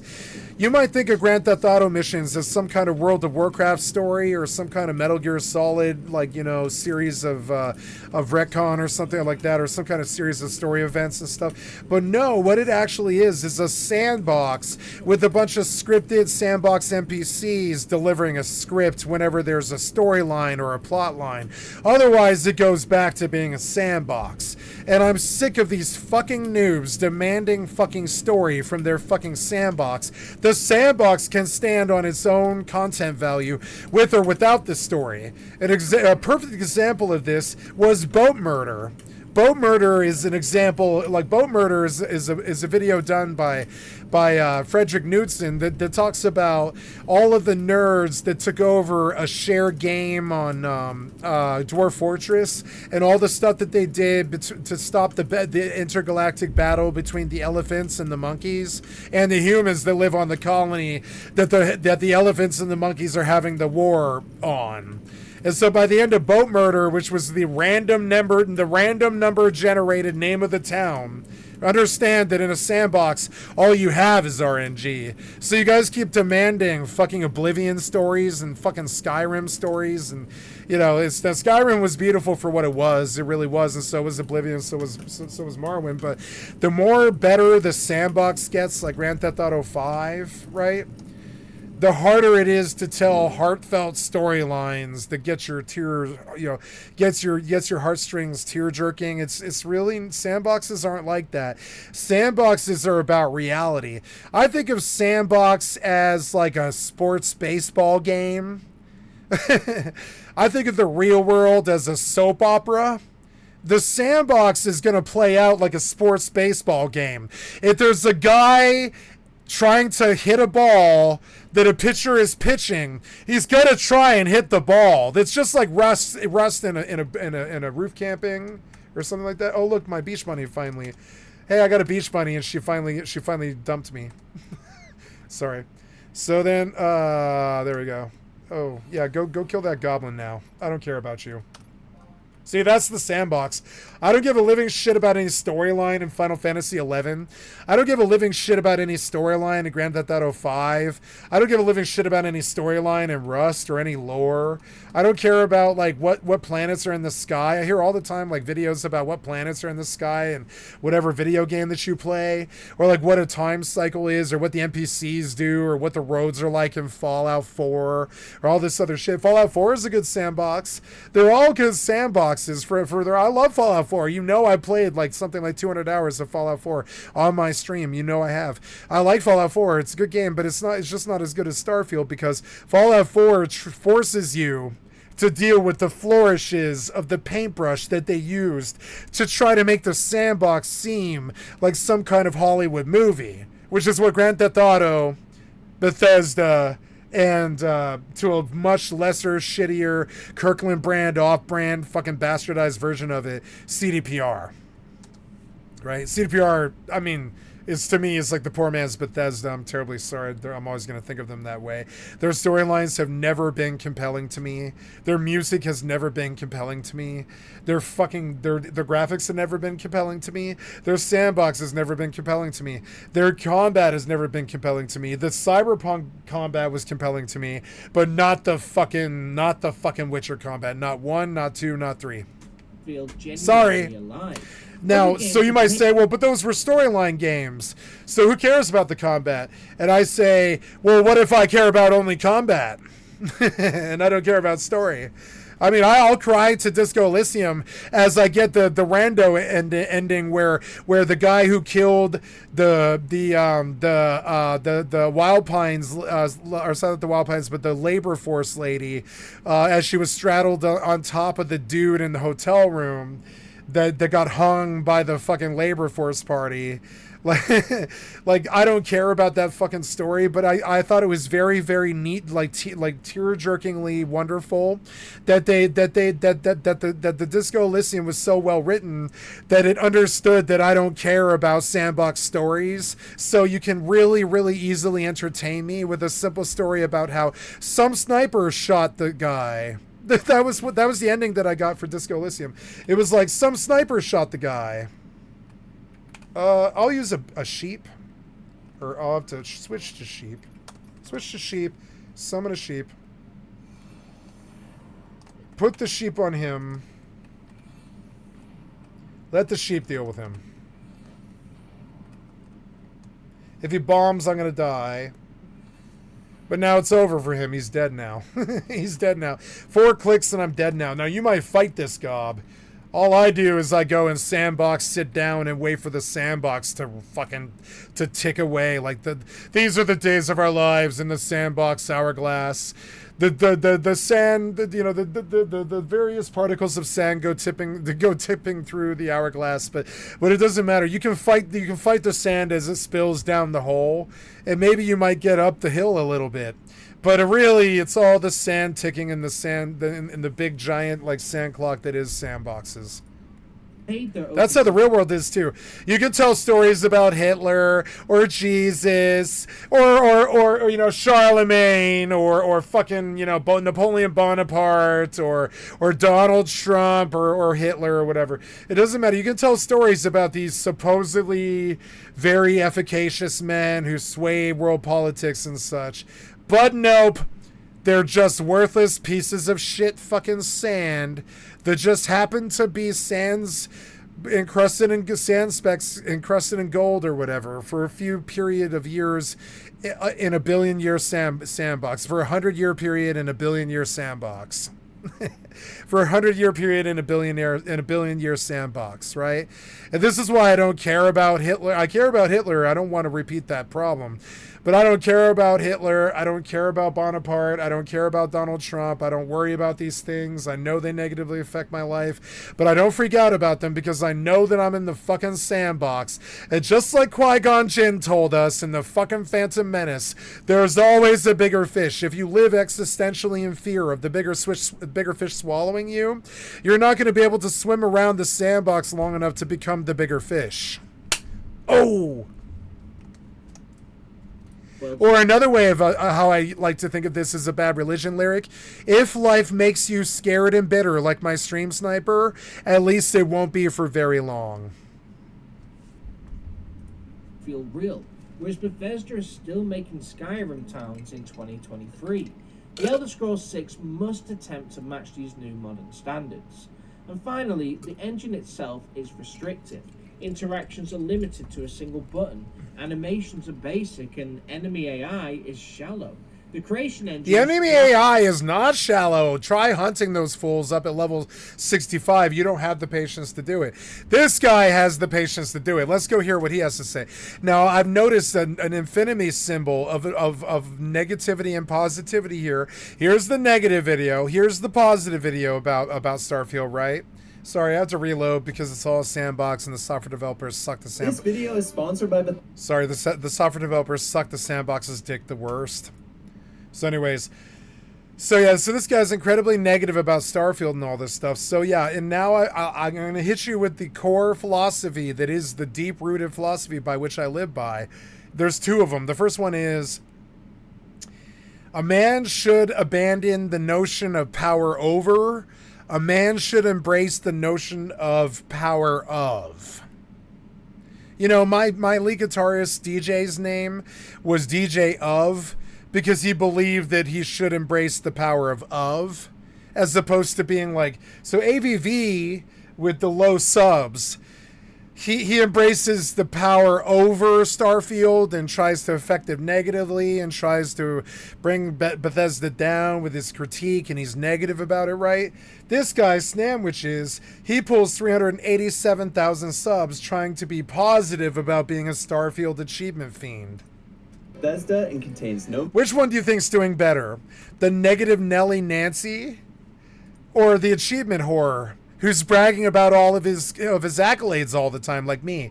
Like, I've maxed out WoW, I've maxed out ESO, I've maxed out Final Fantasy 11. I've maxed out Final Fantasy 14. I've maxed out EVE Online. I've got 10 billion ISK and I didn't swipe it. I've maxed out Mortal Online. I'm about to be level 20 and work on my fucking mastery now. I've maxed out. I've got a house. I've got my own guild. I've got, I maxed out. I've got 5 or 6,000 hours in Rust. I've mastered Rust at all. It's impossible to master Rust, but I know as much as a solo player needs to know about Rust to survive well, and all this other shit, and the shit just goes on. I've mastered Phantasy Star Online 1. I've mastered Grand Theft Auto 3. I've mastered Grand Theft Auto Vice City. I've mastered the sandboxes. They just go on. And so now, after like 50 or 100 sandboxes, even in the real world, I've even lived on the streets in the fucking dead-ass Colorado Rocky Mountain winter when it was 7 degrees out with nothing but a camper stove, a fucking electric heater, a stolen space under a fucking stairwell in an apartment complex, and some cardboard, a sleeping bag and a dream and all this, right? And I've even mastered the sandbox that is the real world, and I've taken myself from broke ass in the back of the coffee shop borrowing $1 to buy a soda to driving up to the coffee shop with a $60,000 luxury sedan and the most beautiful woman to exist on the planet Earth. And I got to those things because I've mastered sandboxes, and I know what sandboxes are. There's no good story to tell about a sandbox besides Boat Murdered. Boat Murdered is about the good story that you can tell about a sandbox, which is that the elephants, they were overfed by the humans way back about 1,000 years ago. Now they're like Ganesh, and they're like marching through the square with 16 arms, and they've mutated, and they're starting to stomp the monkeys because the monkeys stole their bananas once 4,000 years ago. And this is exactly what's wrong with the Democrats and the Republicans too. Fucking tribalism, right? And that's what's so good about sandboxes. You can literally trace the lineage of the fucking faction of the town that you're near, because it's never ever more specific than that. So what do you know about Grand Theft Auto factions? There's the Yardies. There's like the Haitian Yardies. There's all these racial stereotypes and stuff that Rockstar did that I didn't do, right? There's Grove Street. There's Grove Street. Who was Grove Street? For Ballers, right? There was like the Ballers. There was the Vagos, right? And all that shit is just MS-13 and the fucking Sons of Anarchy and all this stupid ass shit, right? So they try to dress up the sandbox by pretending that gang drama is actually entertaining, but all gang drama is a bunch of bikers show up on a Saturday night at a bar, and they all start swinging on each other, and that's how we got the beer hall push that led to Hitler, that destroyed the world world until America came and you know and fought with the Russians to sink Hitler. And that's the sandbox. It's compelling to tell the story, but at no point is the story romantic. Do you understand? At no point is a sandbox story romantic. Now, if there's anybody that's going to make romance in a sandbox and actually get away with it, it would be Rockstar, which is why Grand Theft Auto 6 might be the best game of all time, because we know that this one's going to be a love story. I don't know how you bring a love story to a sandbox. It's the most bland ass shit. It's basically homogenized fucking, you know, Soylent Green. Sandbox is homogenized Soylent Green. It's homogenized Soylent Green, exactly like Minecraft. You can't give it personality without a bunch of flourishes. The flourishes piss people off because it's too much pushing in the sandbox. Like, some people don't like the fact that the end of Minecraft is beating the Ender guy or whatever, or going to the Ender realm. Most people who play Minecraft probably want the end of Minecraft to be all of your walls are diamond.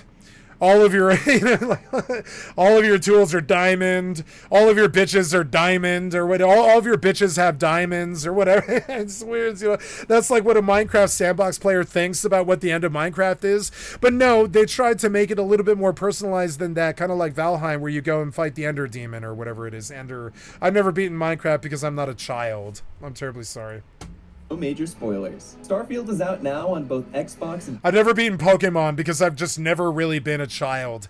Even when I was like 14, I was like, Jesus, I can't wait to have sex, smoke weed, and leave my parents' home, which I did at the age of 16, you know?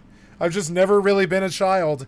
Ever since I understood the story of Secret of Mana and the original boy in Secret of Mana and how he was just an orphan and cast adrift in the world, just like every other RPG in the fucking world, I love my mother and I love the source of my birth in the sandbox, but I don't care much more about myself or my mother than I do the sandbox. It's crazy and it's weird, but I am chaotic neutral. I don't really care about what happens to one particular thing in the fucking sandbox, and that's how you know I played too many sandboxes, is I just don't care whether I live or die, because life or death is inevitable for everything in the fucking sandbox. And that's what my best friend would say about life, is like, you know, nobody should fear death because it's inevitable. You should celebrate it. It's like taking a shit, or, you know, like, or eating Chipotle or something. It's just all part of life. You know, it's the same as everything else.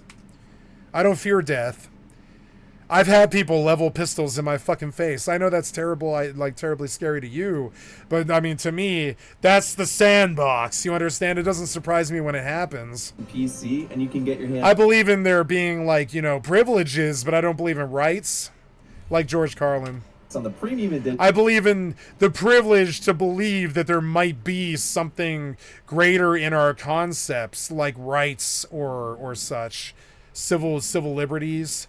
But I think most of humanity is based around taking civil liberties away and selling them back to you. Like, here's convenience of having water. Here's convenience of having oil. Here's convenience of having cars, so you don't have to worry about traffic anymore. Here's a gated thing that you have to worry about all the time, like food, traffic, education, travel, whatever it is. So we sell that back to you. We sell the convenience of you not having to worry about how much of a burden that is for a human being to travel through the sandbox, and we make that a little bit easier to you, and we sell being in the sandbox back to you for a fucking premium price. And at that point, I was just like, no, I will no longer buy your drugs. I will no longer buy your alcohol. I still do. I buy their drugs and their alcohol because I think they make better drugs and alcohol than I ever could playing video games 14 hours a day. So I still buy their drugs and alcohol, even though they're fucking dope and alcohol is overpriced. That's Yellow Wolf, by the way. Michael Wayne Arthur. That's Yellow Wolf, right? Fuck your dope and your alcohol. That shit is overpriced. It is. It's like basically water in the sandbox, but you charge $300 a goddamn ounce. You guys suck fucking dick at drugs. You suck dick at money. You guys suck dick at fucking sandbox. Donald Trump sucks dick at the sandbox. You guys, your image and your business were truly not done right. You don't know how sandboxes work, which is that everybody shows up at the auction house. They all brought the copper that they chopped on the way to town, the one little bit of work that they're willing to do. When there's enough copper on the auction house, you can make guns, you know? But instead you think of, oh, let's turn everybody into coffer serfs. No, they shouldn't be coffer serfs beyond that initial sale, but they should go chop copper one time in their life, yeah. But not very long, no. They should rise above, and when they understand how good copper is, they start mass producing copper, and sooner or later they have a copper mine, and their family lives off the copper mine. That's how reality used to be, till pieces of shit who sucked dick at the fucking sandbox took over our country and the world, and drove us into some kind of crazy, like, Lord of the Flies situation.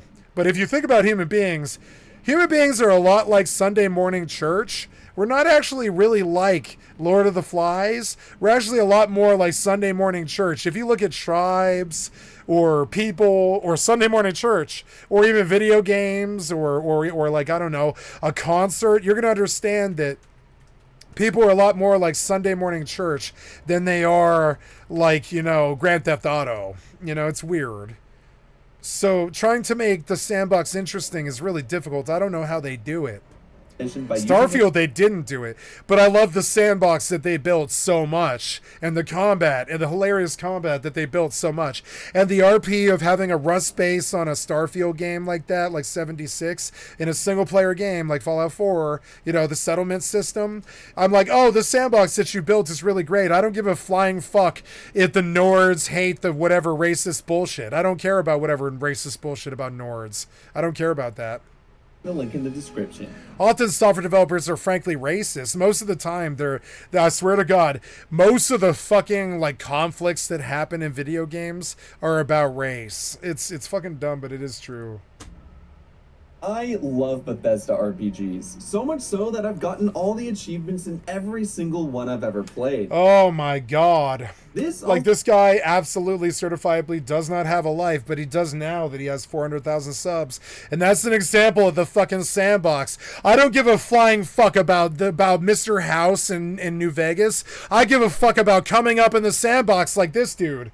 And you know, before he was a dude who only played Bethesda all day long, every day for the rest of his life. But now he's got 387,000 subs because he understands that life is a fucking sandbox and you can make it just like I can. I can make it too. I can make it just to 387 just like him too.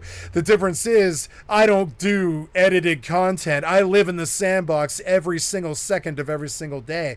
I don't edit. I don't fucking change anything. If somebody else tosses in some words that'll get me banned, I'll edit that. But I mean, I don't edit ever. I don't edit what I'm writing right now. I don't edit what I'm saying right now. You know, but I did deliver good content, you know, Skyrim. Because I live in a sandbox and delivering speechcraft to a bunch of fucking people is something that I've done in the sandbox since Diablo 2. 3 separate times. You know, I used to talk in the BNet. Remember BNet used to just be this 56K connection chat software for Diablo 2. And I used to sit on BNet and talk to nerds when I was like 15 years old. This was way back, goddamn fucking 27 years ago or so. No longer than that. 28, 29 years ago, something like that. Like 29 years ago, I used to sit on Diablo 2 and talk about hex rings and like, you know, and all this weird shit when I was like 14 years old and shit like that. And I still do that shit. I still sit on the hypernet and talk about large skill injectors. Apparently the sandbox doesn't want me to play Starfield. So we'll respect the sandbox and we'll go play a different, better sandbox called Fortnite. I am a sandbox fiend. I know I'm a sandbox fiend. I'm good at sandboxes. If you're good at sandboxes, there's nothing in the real world that can kill you except for somebody with a gun, basically. Somebody who wants to kill you, you know? Other than that, like, the sandbox can't kill me. I'm not scared of freezing to death in the Colorado Rocky Mountains in the middle of the fucking blizzard winters. I'm not scared of, of the California taxes. I'm not scared of Trump or the right wing. I'm not scared of nuclear bombs. I've lived in the sandbox for so fucking long that honestly, when Bob delivers another firestorm to my RimWorld colony, I just don't give a flying fuck whether Trump exists or not. I'm terribly sorry. You guys got caught up in the fucking lore. I don't give a flying fuck whether Trump exists or not.